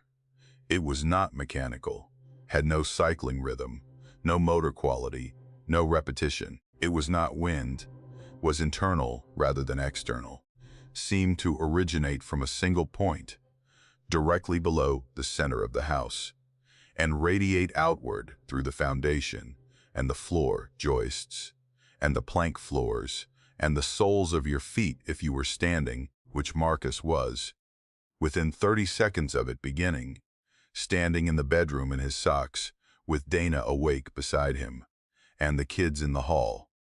It lasted 45 minutes. He is precise about this because he watched the kitchen clock the entire time. It did not modulate, did not rise to a climax, did not resolve in any way that suggested it had a narrative, a beginning, a crescendo, an end. It simply continued for 45 minutes and then stopped, completely, leaving a silence that felt like a held breath, like something waiting to see what they would do. What they did was leave. Not in the morning, not at 4 a.m. with the alarm and the packed bags. Immediately, within 8 minutes of the sound stopping, Marcus and Dana moving through the house with the controlled speed of people performing a task they have agreed on without words, grabbing coats and boots and the kids' bags, which were already half packed from the evening's preparations. Joel helped. Carrie was white-faced and quiet and did exactly what she was told. Marcus took the laptop and the documents box and the car keys. Dana took the photograph albums and the medications bag. They left everything else. The drive down the access road in the dark was 3 miles and felt like 20. The headlights cutting through the lodgepole pines, the road narrow, and the drop-offs on the western side, visible as an absence of ground beyond the reach of the lights. Nobody spoke. They reached the county road, and Marcus turned south and drove. Carrie fell asleep in the back seat, inside of 20 minutes. Joel stayed awake the whole drive, looking out the passenger window at the dark passing mountains, and Marcus wanted to say something to him and couldn't find the words, and eventually left the silence where it was. They were in Fort Collins by 7 in the morning. Dana's sister made breakfast and asked no questions, which was either tact or the particular wisdom of a woman who had known her sister long enough to understand when questions would not be answered. Marcus sat at the kitchen table and drank coffee and felt the specific unreality of a person who has recently been somewhere else entirely, who is sitting in an ordinary room that is nevertheless failing to feel ordinary because ordinariness itself feels like a category that has become unstable. He waited 3 weeks before calling the number from the flyer. He waited because he needed to be somewhere that felt normal before he did it, and it took 3 weeks for Fort Collins to feel even approximately normal. When he called, it was on a Tuesday morning in April, sitting in his car in the parking lot of a hardware store because Dana was inside and he didn't want her to hear. The number rang once. One ring, not multiple. A single ring, followed by silence, followed by a voice so close to a whisper, it was barely voice at all, barely sound, barely language, that said, "We wondered how long you'd last." He ended the call. He sat in the car for a long time. He went inside and found Dana in the fasteners aisle and stood beside her while she compared prices on wood screws. And after a moment she looked at him and asked if he was all right. He said yes. He said he was fine. He looked at the rows of fasteners and the fluorescent lights and the linoleum floor and the extremely ordinary Tuesday morning of a hardware store, and he told himself it was real, that this was real, that the other thing was over. He has not called the number again. He doesn't know who answered. He doesn't know who listed the property, or who Garrett is, or what the sound beneath the house was, or why the trees were moving across the clearing in dead winter. He has looked, in the months since, for any record of the property that would help him understand its history. Aerial photographs, geological surveys, county planning documents. He has found almost nothing. What he has found is this: a USGS topographical map from 1987 that shows the clearing at the correct coordinates, and a notation in the margin in pencil, not part of the official document, written in a hand he doesn't recognize. The notation reads, "Advance rate inconsistent, accelerating since survey date." He found this in the county library's map archive on a Tuesday afternoon in June and stood at the table, holding the map and reading the notation 3 times. He took a photograph of it on his phone. The photograph is still on his phone. He has shown it to no one. Joel is in high school now. He does not take photographs anymore. When Marcus has tried gently to ask him about the property, Joel has responded with a patience that is almost clinical, has said that he remembers it clearly and prefers not to discuss it. Once, and only once, he said something else. He said he thought the trees weren't moving toward the house. He thought they had always been there.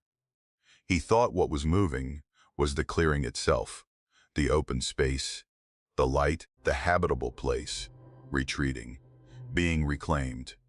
He said it the way he'd said a lot of things that winter, quietly, precisely, without drama, as though he were simply describing something he'd observed.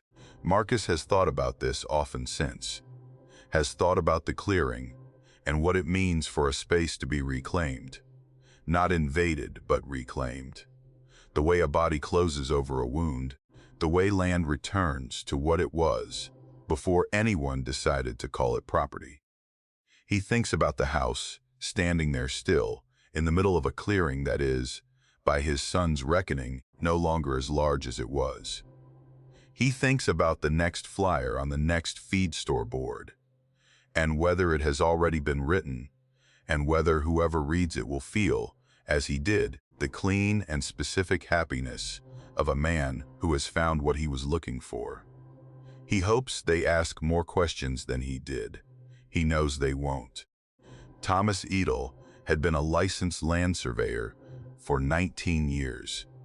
Before he bought the property in Carroll County, Arkansas, and in those 19 years, he had measured and documented more than 3,000 parcels across 7 states.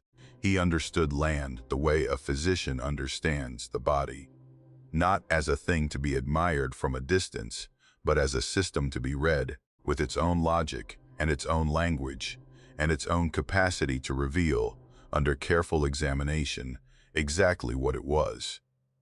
He did not have a mystical relationship with the earth.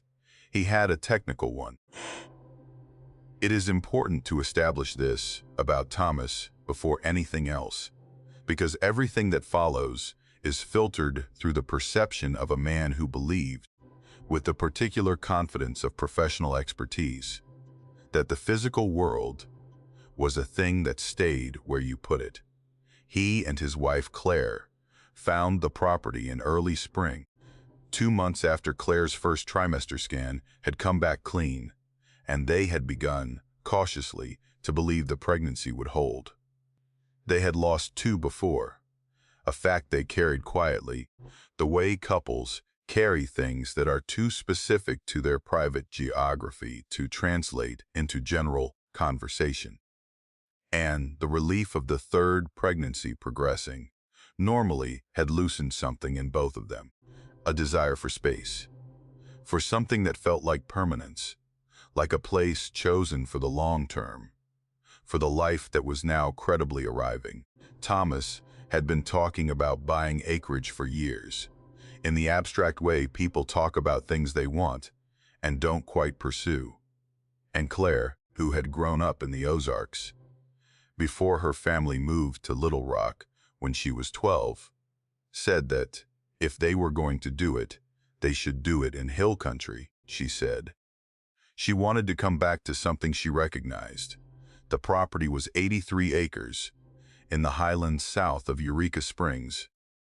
Mixed hardwood and cedar, a seasonal creek, 2 cleared fields that had been in hay within the last decade, and a restored farmhouse built in the 1920s that had been updated in the 80s to include modern plumbing and electrical, but had kept the wide plank floors and the stone chimneys that made it feel continuous with something older than renovation.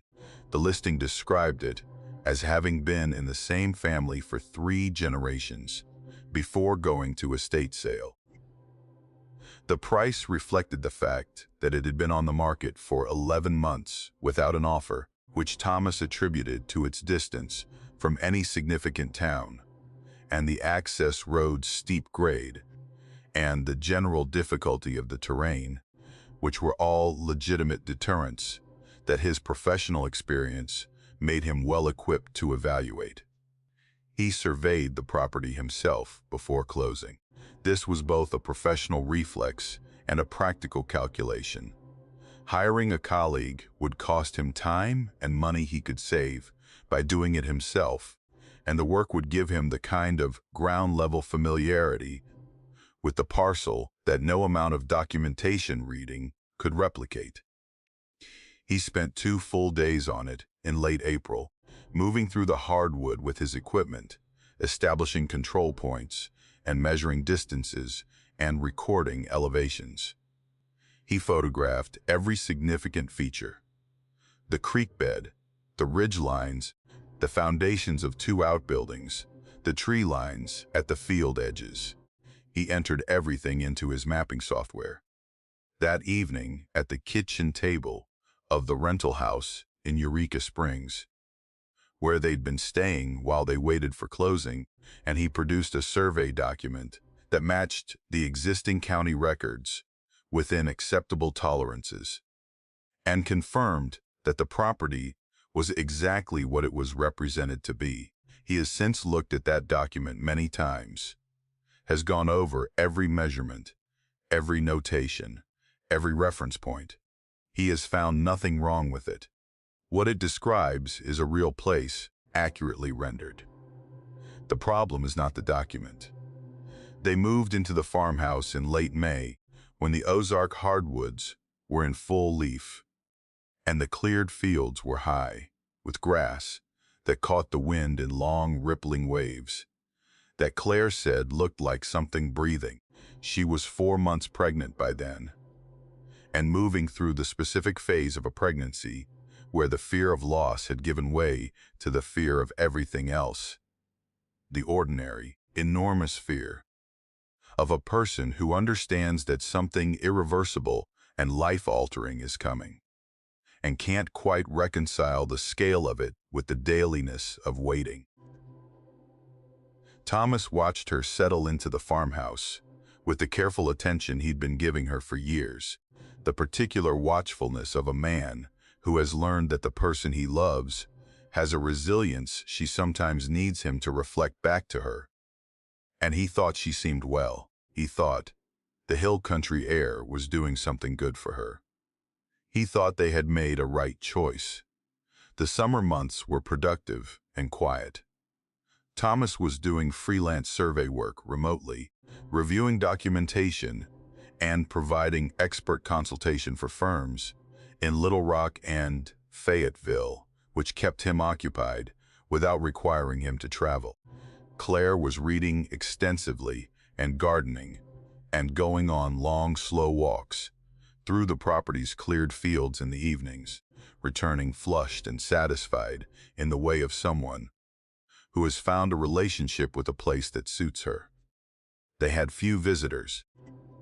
The nearest neighbor was 3 miles south and had introduced himself once by way of a wave from a pickup truck on the county road. The town of Berryville was 20 miles east and offered everything they needed in the way of supplies. Their life on the property had the quality Thomas would later describe, with some difficulty, as almost too settled. Not peaceful exactly, but settled, as if the place had been expecting them and had arranged itself accordingly. He resurveyed in September. He would struggle afterward to explain why.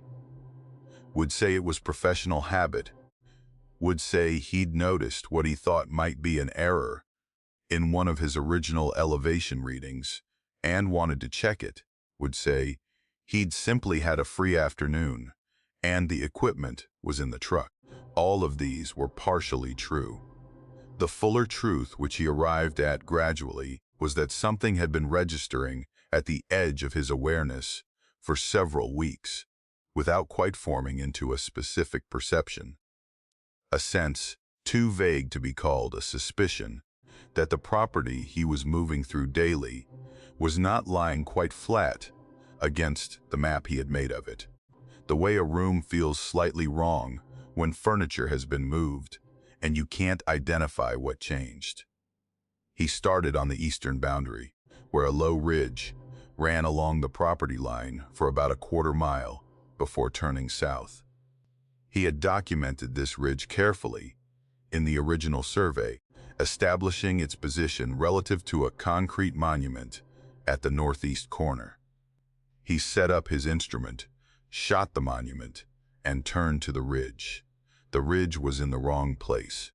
He ran the measurement 3 times. He checked his instrument against 2 other reference points. He re-established his control position and ran it again. The ridge was sitting 37 feet west of where his original survey had placed it. 37 feet, not an instrument error, not a calibration drift, not any discrepancy that any legitimate source of measurement error could account for. 37 feet was the distance between one deliberate position and another. It was the distance of something having moved. He moved south along the eastern boundary and found the dry creek bed he had documented in April. In April, it had been exactly that. Dry, its channel still and stony, carrying the look of a feature that had not moved water in recent years. In September, it was running fast and deep, a brown current that filled its banks and made a continuous sound he could hear from 30 feet away. This was not rainfall. He had checked the weather records. They had been in a dry September, the kind of highland September that cracked the clay fields and dropped the hay fields to stubble. There was no meteorological explanation for a dry seasonal creek to be running deep and fast in drought conditions. He continued the survey. He moved methodically, because methodical was the only mode he had for this kind of work, even as the results coming back from his instrument took on a quality that he could not find professional language to describe. A clearing he had marked as empty in April. A half-acre opening in the cedar on the western slope, which he had recorded as clear of structures and notable only for a scatter of old fieldstone he had assumed were the remnants of a collapsed fence line, now contained a foundation, a complete stone foundation, roughly 20 by 30 feet, the courses of flat stone laid with care and precision, the corners squared, the interior space clear of vegetation, in a way that suggested the structure had not been gone long enough for the cedar seedlings to colonize it. He stood inside the foundation for a long time. He walked its perimeter. He photographed it from every angle, and then stood in its center and looked at the sky through the cedar canopy and thought about what he was doing for a living, and what his living required him to believe about the physical world. Then he went home and sat in the farmhouse kitchen and did not tell Claire what he had found. He told himself he was protecting her. He told himself she was 7 months pregnant, and the last thing she needed was her husband destabilizing her sense of the place she was living in, with measurement anomalies he hadn't yet found explanations for. He told himself that a foundation couldn't simply appear, that there were explanations he hadn't considered, that he was missing something, that 3 weeks of checking and rechecking and cross-referencing would resolve the matter, and he would be able to explain it clearly before he had to say anything. He told himself all of this with the practiced thoroughness of a man, explaining something to himself that he does not believe. He spent 3 weeks trying. He pulled the original survey from his files and compared it to the new data, point by point, looking for the mapping error that would make the ridge discrepancy legible. He looked for equipment failure, for software error, for any crack in the methodology through which the explanation might enter. He researched the geology of the Carroll County Highlands, looking for documented examples of ridge displacement or subsurface movement that could account for a 37-foot shift in surface topography. He drove to the county extension office and asked about the creek and was told, by a man who knew the local hydrology, that the creek he was describing had been classified as intermittent for as long as anyone had records of it. Dry in drought years. Certainly dry in September. He found nothing. None of the frameworks his professional training offered him could accommodate what his instruments had measured. After 3 weeks, he was sleeping 4 hours a night and eating less than he should have been, and Claire was watching him with the careful attention of a woman who knew her husband well enough to know that what she was looking at was not ordinary work stress, and who was choosing not to ask yet because she understood him well enough to know he would tell her when he had something to tell. She found the photographs on a Saturday morning in the 3rd week of October, while he was outside, walking the field perimeter for no particular reason, except that the farmhouse had begun to feel, in recent weeks, like a place that watched him when he was inside it. She had been cleaning the cellar, a low fieldstone room beneath the kitchen, accessible by a wooden hatch in the floor, used for storage, largely unremarkable except for the cold that pooled in it, regardless of the season. The previous owners had left several things behind, items too old or too cumbersome to bother moving, and Claire had been slowly inventorying them for months. On this particular Saturday, she found a cardboard box in the back corner behind a rusted corn sheller, sealed with tape, that had dried and curled away from the flap, and inside the box was a leather-bound photograph album. She was sitting at the kitchen table with the album open in front of her when Thomas came in from the field. She looked up at him with an expression he had not seen on her face before and couldn't immediately read, something between composure and the deliberate suppression of the thing. Underneath composure, she said she had found something and wanted to show him. And she wanted him to look at it carefully before he said anything. The album contained photographs from the 1960s. He could place them by the tonal quality of the film, the clothing, the cars visible in a few of the shots. They were photographs of the property, the farmhouse, the fields, the creek, the cedar slopes. Someone had documented this land the way Thomas himself had documented thousands of parcels, with the systematic attention of a person who wanted a record of a specific place at a specific time. He turned the pages slowly, noting the familiar contours of the ridgeline, the arrangement of the outbuildings, the unchanged quality of the hardwood canopy on the northern boundary. Claire had marked a page near the back of the album with a strip of torn paper.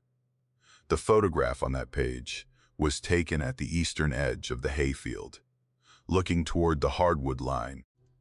5 people stood in the foreground, a family, by the look of them, arranged with the slightly stiff self-consciousness of people who know they are being photographed.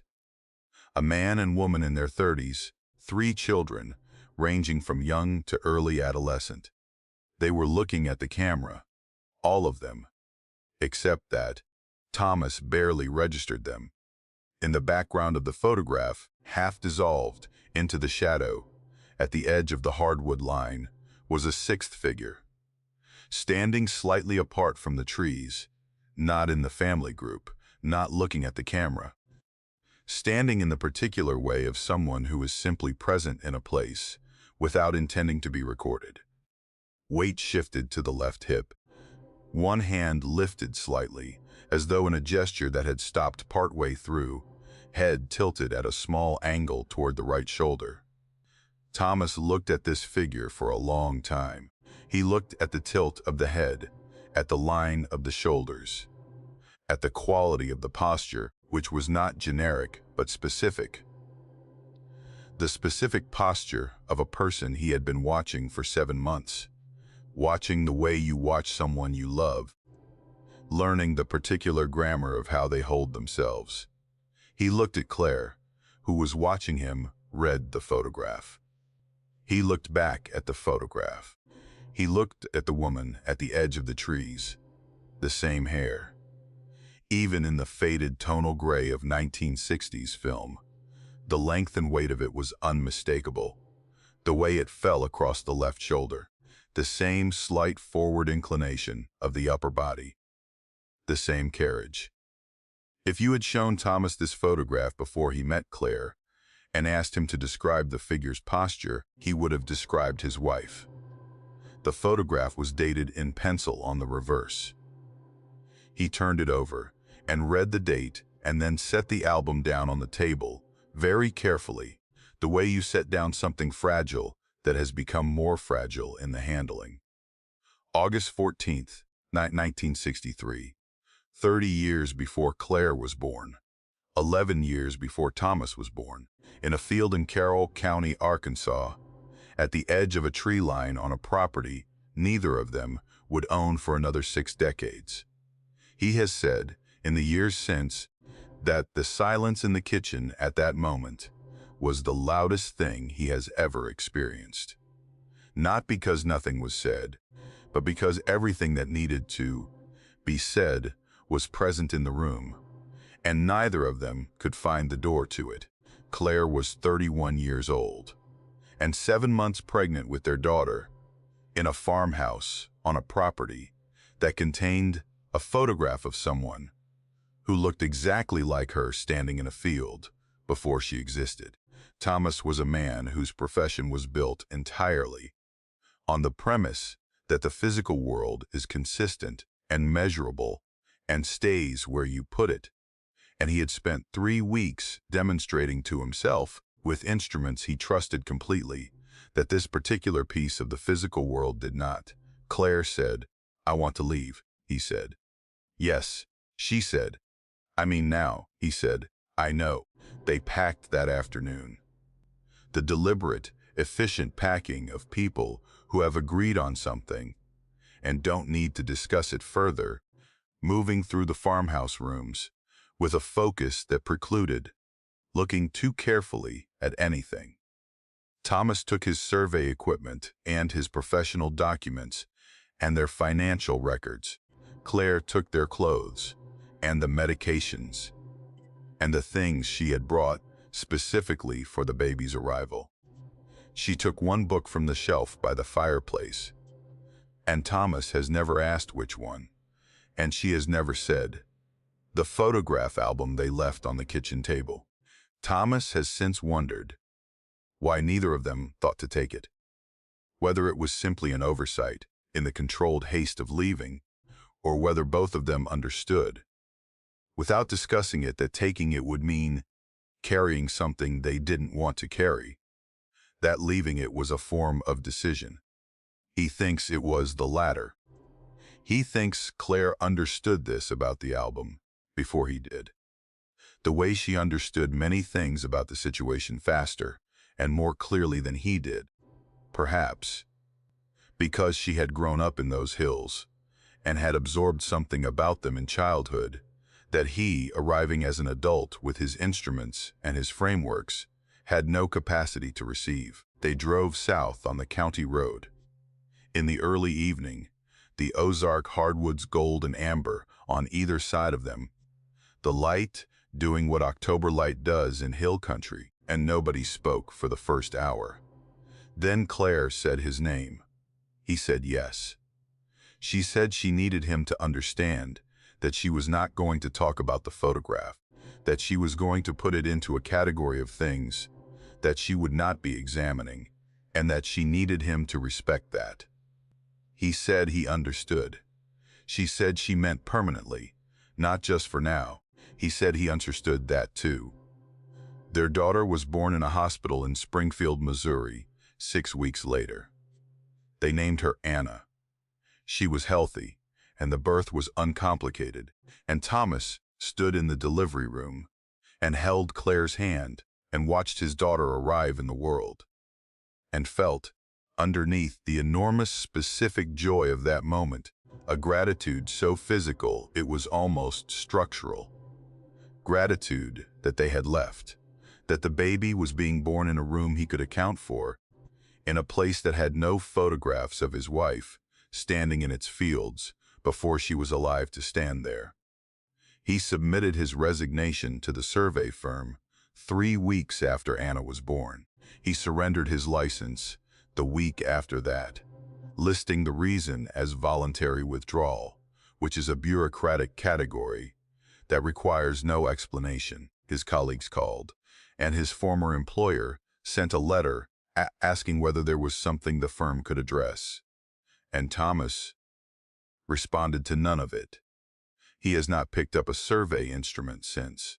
He teaches high school mathematics in Springfield now, which his former colleagues, the ones who knew what a gifted surveyor he was, consider a waste of considerable expertise. He has not been back to Carroll County. He has not sought to sell the property or transfer the title, or do any of the things a person normally does with real estate they own and no longer occupy. The property taxes have been paid automatically from an account he set up for the purpose, because letting them lapse would eventually trigger a county process that might bring someone to the farmhouse, and he is not sure what they would find there. Whether it has changed, whether the ridge has moved further, whether the foundation in the cedar clearing is larger than it was, or whether new ones have appeared, whether the creek runs fast and brown in September drought, he is not sure he wants to know. What he has come to believe in the years of not talking about it that have followed, the years of teaching mathematics to teenagers, and coaching his daughter's soccer team, and maintaining the ordinary, accumulating life that has grown around the Carroll County property the way a tree grows around a nail, is that the land did not wish them harm. He has arrived at this with some care, the way he arrives at any conclusion that matters to him, examining it from multiple angles and checking it against what he knows. The land was not malicious, but it was something that did not operate within the understanding of the physical world that 19 years of professional practice had given him, something that existed in the gap between what his instruments could measure and what the measurements meant. He thinks about the survey often, about the ridge in the wrong place, and the impossible creek, and the stone foundation that appeared in the cleared cedar slope. He thinks about these things as data, as measurements that are accurate and for which he has no framework. He thinks about the photograph the way Claire asked him to think about it, which is to say, he tries not to think about it at all, and this works most of the time, and fails on certain nights when Anna is asleep down the hall and Claire is breathing quietly beside him, and he lies awake in the Springfield dark and thinks about a field in the Ozark Highlands and a figure at the edge of the trees, tilting her head at an angle he would recognize anywhere, standing in a year that ended before his wife began. He has never found an explanation. He has decided at some point that he cannot precisely locate, that he is not going to, that the explanation, if it exists, belongs to that land in that county, and that the cost of going back to find it is one he has already calculated and will not pay. His license number, if you look it up in the Arkansas state records, shows as voluntarily surrendered with no further annotation. The record is clean. The record tells you nothing about why.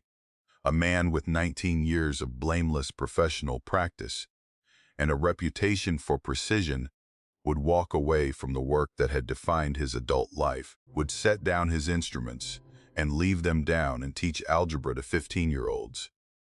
In a city 4 hours from a farmhouse he still owns and will not visit. The record never tells you the part that matters. Thomas has learned to trust the record on this. Some measurements are better left where you took them. Nora found it on a Tuesday night in November. The way you find things online that were never meant to be found.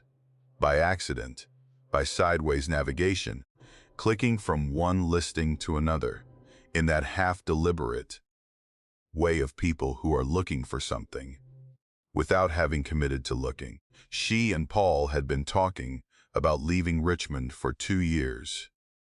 In the conditional tense, the way couples talk about things they want, but haven't decided to want seriously yet. Then Paul's company went remote, and the conditional tense ran out of places to hide, and they started actually looking. She had 17 tabs open when she clicked onto the Blue Ridge listing, and she remembers the exact quality of the moment. The way the photographs loaded slowly on their aging internet connection. The stone house emerging from the top of the screen downward, dark and solid, and set against a hillside so densely wooded it looked like the trees had arranged themselves specifically to frame it. 5 acres, a stone house built sometime in the early 20th century, 3 rooms, a root cellar, a well, listed at a price so far below comparable Blue Ridge properties that Nora's first instinct was a data entry error.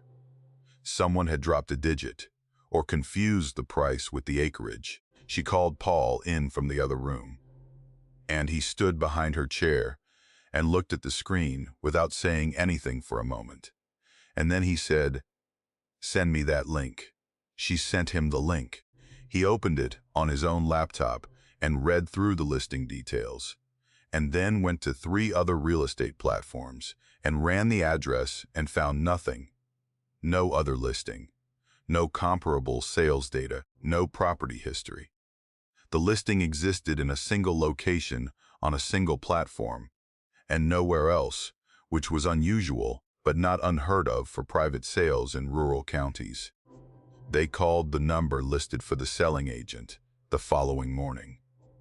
A man answered, gave the name of a property management company she hadn't heard of, answered their questions in the brief and competent manner of someone conducting routine business, and scheduled a showing for the following Saturday. The house was better in person than in photographs, which was not her experience of most properties. The stone was local granite, thick and cold even in November, fitted without mortar in the old way that meant each course had been placed by hand and by eye. The interior was spare and clean and smelled of wood ash and pine resin. The floors were wide chestnut boards, a wood you couldn't buy anymore, worn to a smoothness that meant decades of daily use. Paul walked the 5 acres, while Nora stood in the main room and looked at the walls and thought about the specific quality of a house that has been standing long enough to have absorbed time in some physical way, the way old stone absorbs cold. She felt watched, but distantly, the way you feel watched in a museum, by something that has been observing far longer than you've been observed. She attributed this to the age of the building and the silence of the hill country. And she was not wrong to attribute it to those things. She was just wrong that those were the only things causing it. They closed in January. The property management company processed the paperwork efficiently through a title company in Charlottesville, and the sale completed without incident. The week after closing, Nora tried to find the original listing to show a friend who'd asked about the property. It was gone, not moved, not archived, not findable in any cached version of the page. Simply absent, the way a thing is absent when it was never there, which is a different quality of absence than the kind that follows removal. She tried 4 search engines and 2 archiving services, and the platform's own internal search, and found nothing. She mentioned it to Paul, and he tried himself and found nothing, and they agreed. It was a quirk of the platform, and stopped looking. The first wrong thing she noticed was the clock in the kitchen, a round-faced analog clock she'd brought from the Richmond apartment, hung on the nail that had clearly held a clock before hers. She noticed it running backward on their 3rd morning in the house. Not stopped, not running slow, but running backward, the second hand making its circuit counterclockwise with the same steady pace it had always run clockwise. She took it down and checked the battery and replaced it and hung it back up, and it ran correctly for 2 days, and then ran backward again. She bought a new clock in the town 12 miles east and hung it on a different nail, and it ran correctly for a week, before she noticed one afternoon that it, too, was running backward. She stopped putting clocks on that wall. Paul noticed the mirrors. Not immediately and not all at once. It accumulated, the way the wrong things in that house accumulated, slowly enough that each individual observation could be set aside before the next one arrived. The bathroom mirror first. A slant of light across the glass that corresponded to no window in the room, arriving in the late afternoon and lasting about 20 minutes, too bright and too specifically angled to be ambient. He spent one afternoon working through every possible source. The position of the sun, the geometry of the rooms, a reflection bounced through the doorway from the hall window. Nothing accounted for it. The bedroom mirror showed something similar at a different hour. He stopped trying to account for it and started simply noting it, the way you note something about an old house that falls into the category of inexplicable but not threatening, the category most old houses require. Nora had been shooting film since art school. Real film, 35 millimeters, developed in the bathroom of every apartment she'd ever lived in. She photographed the property extensively in the first weeks, the way she photographed every place she lived, building a visual record that was partly documentary and partly the way she learned to see a place clearly. She shot the exterior from the south field. One afternoon in early February, the stone house against the wooded hillside. The light flat and gray, the way February Blue Ridge light is, and when she developed the roll, she stood in the bathroom with the strip of negatives held up to the lamp and saw, in the 3rd frame of the exterior series, something that stopped her breath for a full second before she took it again. Behind the stone house, visible between the house's right corner and the tree line, was a structure. A wooden building, larger than the house itself by the look of it. Dark with age or weathering, its roofline just clearing the lower branches of the hillside cedars. It was not in the other frames. It was not in the field when she stood there. She had walked that ground a dozen times in their first weeks. And there was nothing between the house and the tree line but the remnant of a kitchen garden and a rusted pump housing and 50 feet of open ground. She drove out there with her camera, after developing the film, and stood in the exact position the 3rd frame's perspective indicated, and looked at the space behind the house's right corner and saw nothing but the cedars and the thin February sky. She shot 12 more rolls over the following months. The structure appeared in 11 of them, always behind the stone house, always partially obscured, always in a slightly different position relative to the tree line, closer in some frames, angled differently in others, as if it were not fixed but present, the way something is present when it is moving slowly enough that you can only catch it in still images. She showed Paul. He looked at the prints for a long time without speaking, and then asked whether it could be a darkroom error. She said she had considered that and ruled it out. He asked what she thought it was. She said she didn't know, and that she had decided to keep shooting and keep documenting and see what she could learn from the images over time, because she was a photographer and documentation was the only tool she had, and she was going to use it. Their dog, a 7-year-old shepherd mix named Cord, who had lived in 4 apartments and 2 houses and adapted without complaint to every relocation, refused to enter the stone house from the first day. Not cautiously, not with the generalizable nervousness of a dog in an unfamiliar space, flatly refused, planting himself at the threshold and declining to cross it regardless of coaxing or command, and eventually simply establishing the car as his residence and sleeping on the back seat every night for the 11 months they lived there. Nora brought him food and water and took him on long walks, and told herself it was something about the stone smell, the cold of the floors, some sensory quality of old construction that bothered him. She told herself this until she stopped telling herself things about the house and simply lived in it the way you live in something you have decided to endure. The Wednesday evening in November was otherwise entirely unremarkable. Paul had made dinner. They had eaten and washed the dishes and were reading in the front room when they heard the noise from outside.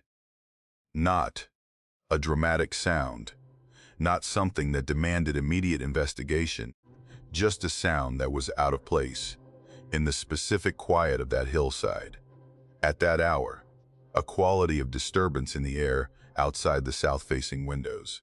Paul said he'd check it and went out the front door. And Nora heard him cross the porch and then heard nothing for long enough that she set her book down. She found him standing in the yard, approximately 15 feet from the porch steps, completely still, not frozen with fear, still the way a person is still when they are trying to understand what they are looking at, and understanding has not arrived yet. She came to stand beside him and looked at what he was looking at, and then looked further, out across the yard, and kept looking because the yard went on longer than it should have needed to, longer than the distance to the south field fence justified, and all of it, every square foot of visible ground between the porch and the fence line, and around both sides of the house, was covered in handprints. They were pressed into the soil rather than laid on it, as though weight had been applied, as though many bodies had been moving across the ground at low height, and the weight and heat and pressure of them had left these specific impressions. Most were the size of adult hands. Some were larger than any hand she could account for, wide-palmed and long-fingered, pressing deep enough to have displaced the soil in ridges at each edge. Some were very small, child-sized, some smaller than that, the smallest ones barely larger than her fist. They circled the house in rings, the circles not perfectly regular, but consistent in their orientation, as though whatever had made them had been moving around the perimeter of the stone house in a continuous circuit. She looked for where the rings began. She looked for where they ended. She walked the perimeter herself in the dark, with the flashlight from the kitchen, and Paul followed her without speaking. The prints circled and circled, and there was no place where they started, and no place where they ended, no approach from the field, no departure toward the tree line. They simply existed in their rings, as complete and closed as a sentence that has no first word and no last. She and Paul stood in the yard for a long time. Then they went inside and stood in the kitchen, and Paul said, very quietly, that they were leaving in the morning. She said yes. He said he was going to start the car and bring Cord inside. Tonight, that Cord was not sleeping in the car. She said she thought that was right. She started packing, while he went out to the car, and she packed with the same methodical efficiency she had brought to every relocation, moving through the rooms and making the decisions. What was necessary? What was not? What could be left? And she packed her cameras last, and she did not go back outside to look at the yard again. They were on the county road before sunrise. Cord rode in the back seat with his head on Nora's knee, and she kept her hand on him the whole drive, feeling his warmth and the slow rhythm of his breathing. And she watched the Blue Ridge recede in the passenger mirror, and felt, alongside the unambiguous relief of leaving, something she has found difficult to describe in the years since. A sorrow, not entirely her own, as if the house or the hill or something attending both of them was aware of departure and regarded it not with malice but with a sadness that was also ancient and also entirely impersonal. The property management company, when she eventually thought to look it up, had dissolved the week after their sale closed. The registered agent on the dissolution filing was a name she put into a search, and then into the County Historical Society's records, and then into an obituary database, and the name resolved to a man born in 1887 in Rappahannock County, Virginia, who had died in June of 1941 at the age of 53. She set her laptop on the coffee table and looked at the ceiling of the apartment in Richmond they'd moved back to, and thought about a property management company registered under the name of a man dead for 80 years, processing a real estate transaction in the present tense, dissolving cleanly afterward like a thing that had served its purpose. She still develops film. She still shoots exteriors of the places she lives. She has not photographed any structure behind any house she has lived in since the Blue Ridge property, and she is aware that this is a form of knowing something she has chosen not to name. One of her cameras still has a partial roll in it from that last November. 17 frames she shot in the weeks before they left, undeveloped, sitting in the camera on the shelf in her darkroom. She has thought about developing that roll many times. She has never done it. She knows herself well enough to know she probably won't. She knows herself well enough to know why. Dr. Renata Voss had spent 15 years as a labor historian at West Virginia University before the divorce, and in those 15 years, she had written 2 books about the extractive industries of the Central Appalachians, the coal camps, the timber operations, the company towns that had risen and collapsed in the highland valleys like structures built on water. She understood the region's history, the way a surgeon understands anatomy, as a system of pressures and failures, of forces applied to human bodies and human communities until something gave. She was not sentimental about this history. She was precise about it. When she decided, in the fall following the end of her marriage, to move herself and her 16-year-old son, Marcus, to a rental property in Pocahontas County, she framed it to her colleagues as a research decision. She was going to write the book she'd been circling for a decade about the Drago Creek mining settlement that had operated in that valley from 1871 until 1887, when a collapse had killed 31 men, and the company had simply folded its operations and left. She needed proximity to the site. She needed quiet. She needed, though she did not say this to her colleagues, to be somewhere that had no memory of her marriage. The rental house was a 4-room structure, set partway up a hollow above the creek, backing against the lower slope of the ridge that separated this valley from the next. The Drago Creek site was a 1/4 mile up the hollow. She had walked it before signing the lease, picking her way through second-growth poplar and rhododendron to the place where the earth still held the depressions of the old mine workings, where the stone foundations of the company buildings sat half-buried in leaf litter and moss. She had stood among those foundations in the October light and felt the specific alertness that archival work sometimes produced in her, the sense of a story that was present and waiting to be correctly asked. She had gone back to the rental house and called the landlord and said she would take it. Marcus adapted without complaint, which was both his nature and, she understood, a form of grief management.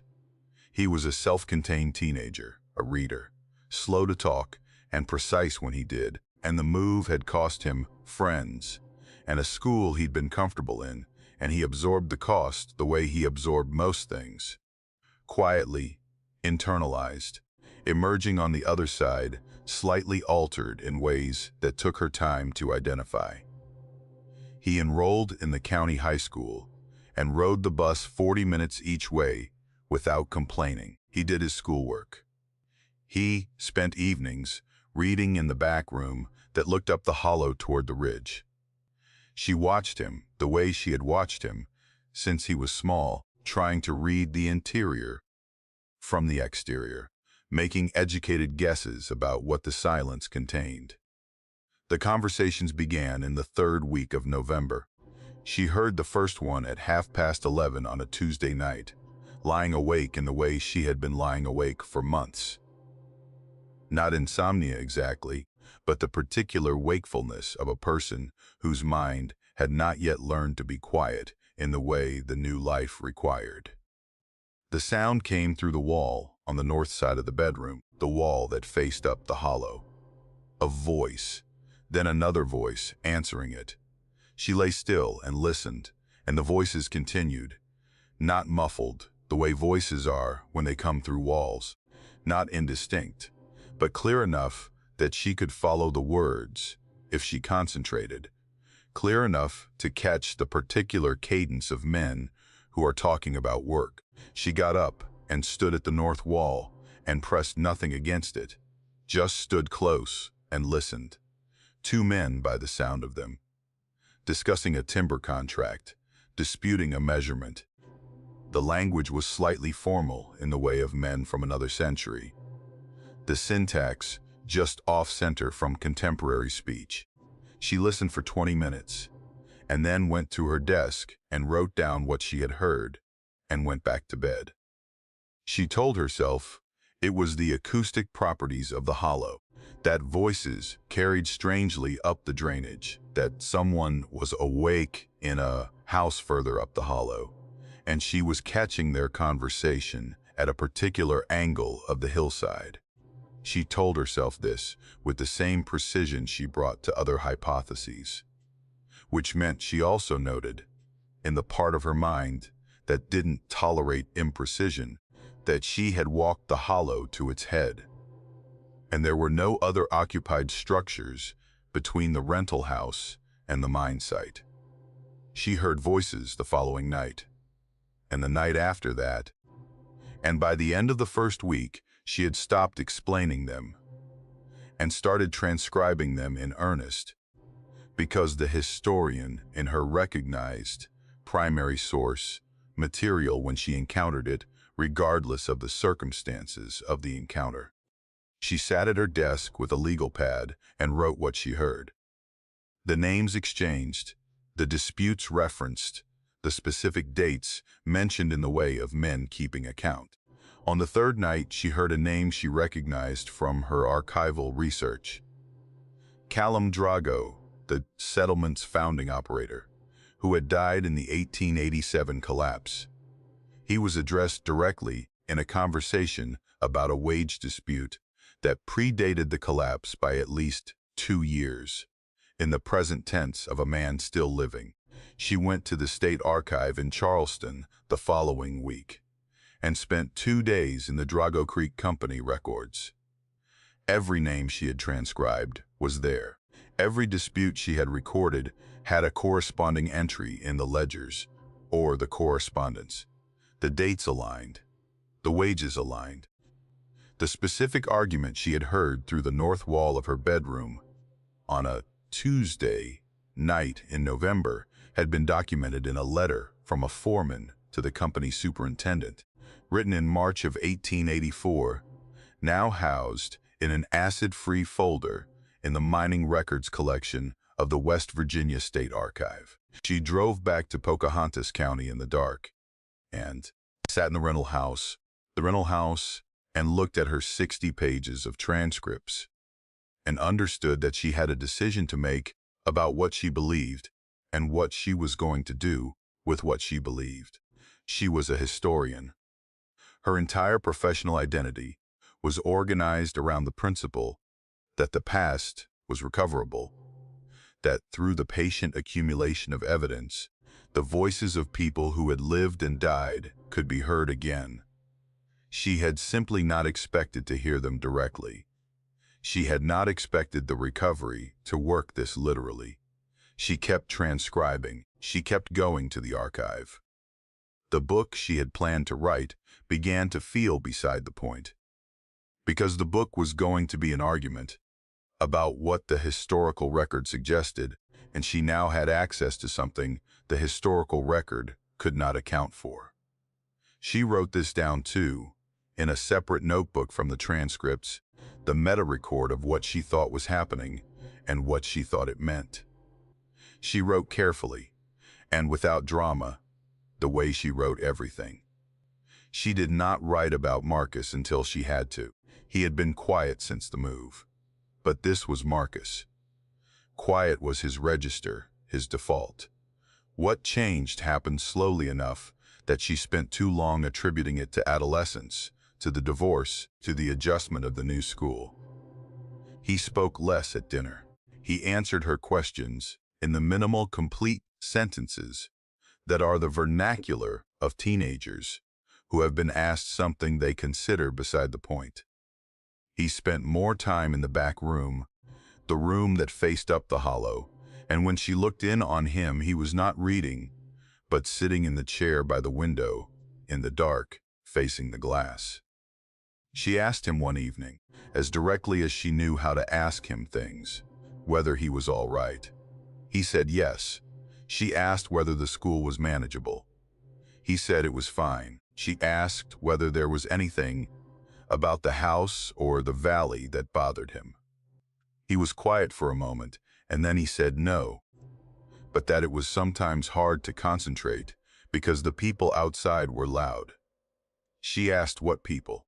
He looked at her with the patience of a teenager who has said something he expected to have to clarify. He pointed toward the back window, toward the dark glass and the hollow beyond it, toward the ridge that separated this valley from the next. He said the people on the hillside. He said there were a lot of them, and they talked constantly, and at night it was hard to sleep because they didn't seem to understand that it was night. She asked whether he could hear what they were saying. He said yes, but that he didn't always understand it. He said the words were right, but the way they used them was old-fashioned. He said one of them had told him something last week that he didn't know what to do with. She asked what the man had said. Marcus was quiet for a long moment, and then said that the man had told him the ridge was going to come down again, and that anybody living in the hollow should be further up the slope when it did. She moved his bedroom to the front of the house that night. She did not tell him why, said only that the light was better in the mornings in the front room, and he accepted this with the equanimity of a person who is being managed and has decided to allow it. She lay awake listening to the north wall and thought about a ridge that had come down once in 1887 and killed 31 men, and whether she believed a voice coming through a wall was issuing a legitimate geological warning, or were the early stages of something she needed to address with a professional. She called the county sheriff's office on a Thursday morning in December, 3 weeks after the conversation with Marcus. Not because of the voices. She had made a decision about the voices. She called because at midnight the previous night she had woken to a sound on the roof, A footstep quality sound, deliberate and weight-bearing, and she had gone outside and found Marcus standing on the roof of the back porch, in his socks, in 28-degree air, looking up the hollow toward the ridge, completely still, his face tipped up at the angle of someone, listening to something above them. She had gotten him down and inside, and warmed and into bed, and he had been entirely coherent, had said he didn't know how he'd gotten up there, had seemed more puzzled than distressed. She had sat beside his bed until 3 in the morning, and then gone to her own room and lain awake until dawn. The deputy who responded to her welfare check call arrived in the afternoon, a young man who listened to what she told him with professional attentiveness, and then walked the property perimeter and the path up to the mine site, and came back, and that teenagers sometimes did unusual things, and that she should call again if she all keens, if she had further concerns. He was polite. He was thorough. He did not seem alarmed. She thanked him and he left. She called the sheriff's office the next morning to ask whether a follow-up report had been filed. The dispatcher checked and said there was no record of a welfare check at her address. She gave the address again and asked the dispatcher to check again. There was no record of a deputy being dispatched to her address. There was no record of the call she had made the previous afternoon. She booked a rental property in Elkins that evening. She did not tell Marcus where they were going or why, said only that they were going to spend some time closer to town while she worked on a new project. He packed without asking questions, which told her he was not surprised. They left on a Saturday morning with their clothes and his school things, and her research notebooks and her laptop, the transcripts she had accumulated over 6 weeks. 63 pages of voices from the Drago Creek settlement. Voices she had verified against the historical record, voices that had spoken accurately about the past and possibly accurately about the future. She left in the top drawer of the desk in the north-facing bedroom. She has given one interview about the property since, to a journalist writing about the history of the Drago Creek site, who had heard about her research and tracked her down. She answered most of his questions about the historical record with the precision and generosity of a practiced academic. When he asked about the transcripts, whether she had taken them with her, whether they would appear in any future publication, she said she had left them in the house. He asked why. She said they belonged to the mountain. Not to her. He asked what she meant by that. She was quiet for a moment, in the way she was quiet when she was choosing her words carefully, the way she had been quiet for a long time, before she said most things worth saying. Then she said that she had spent her career arguing that history belongs to everyone, that the past is a commons, that the work of the historian is to make what happened available to people who weren't there. She said she still believed this, but she had come to think that there were some records that existed in a category outside of that principle, that there were some conversations that were not meant to be recovered, only to be heard by whatever particular person happened to be in the particular place at the particular time that the place decided to speak, that taking those transcripts would have been a different kind of theft than she had language for. The journalist published none of this.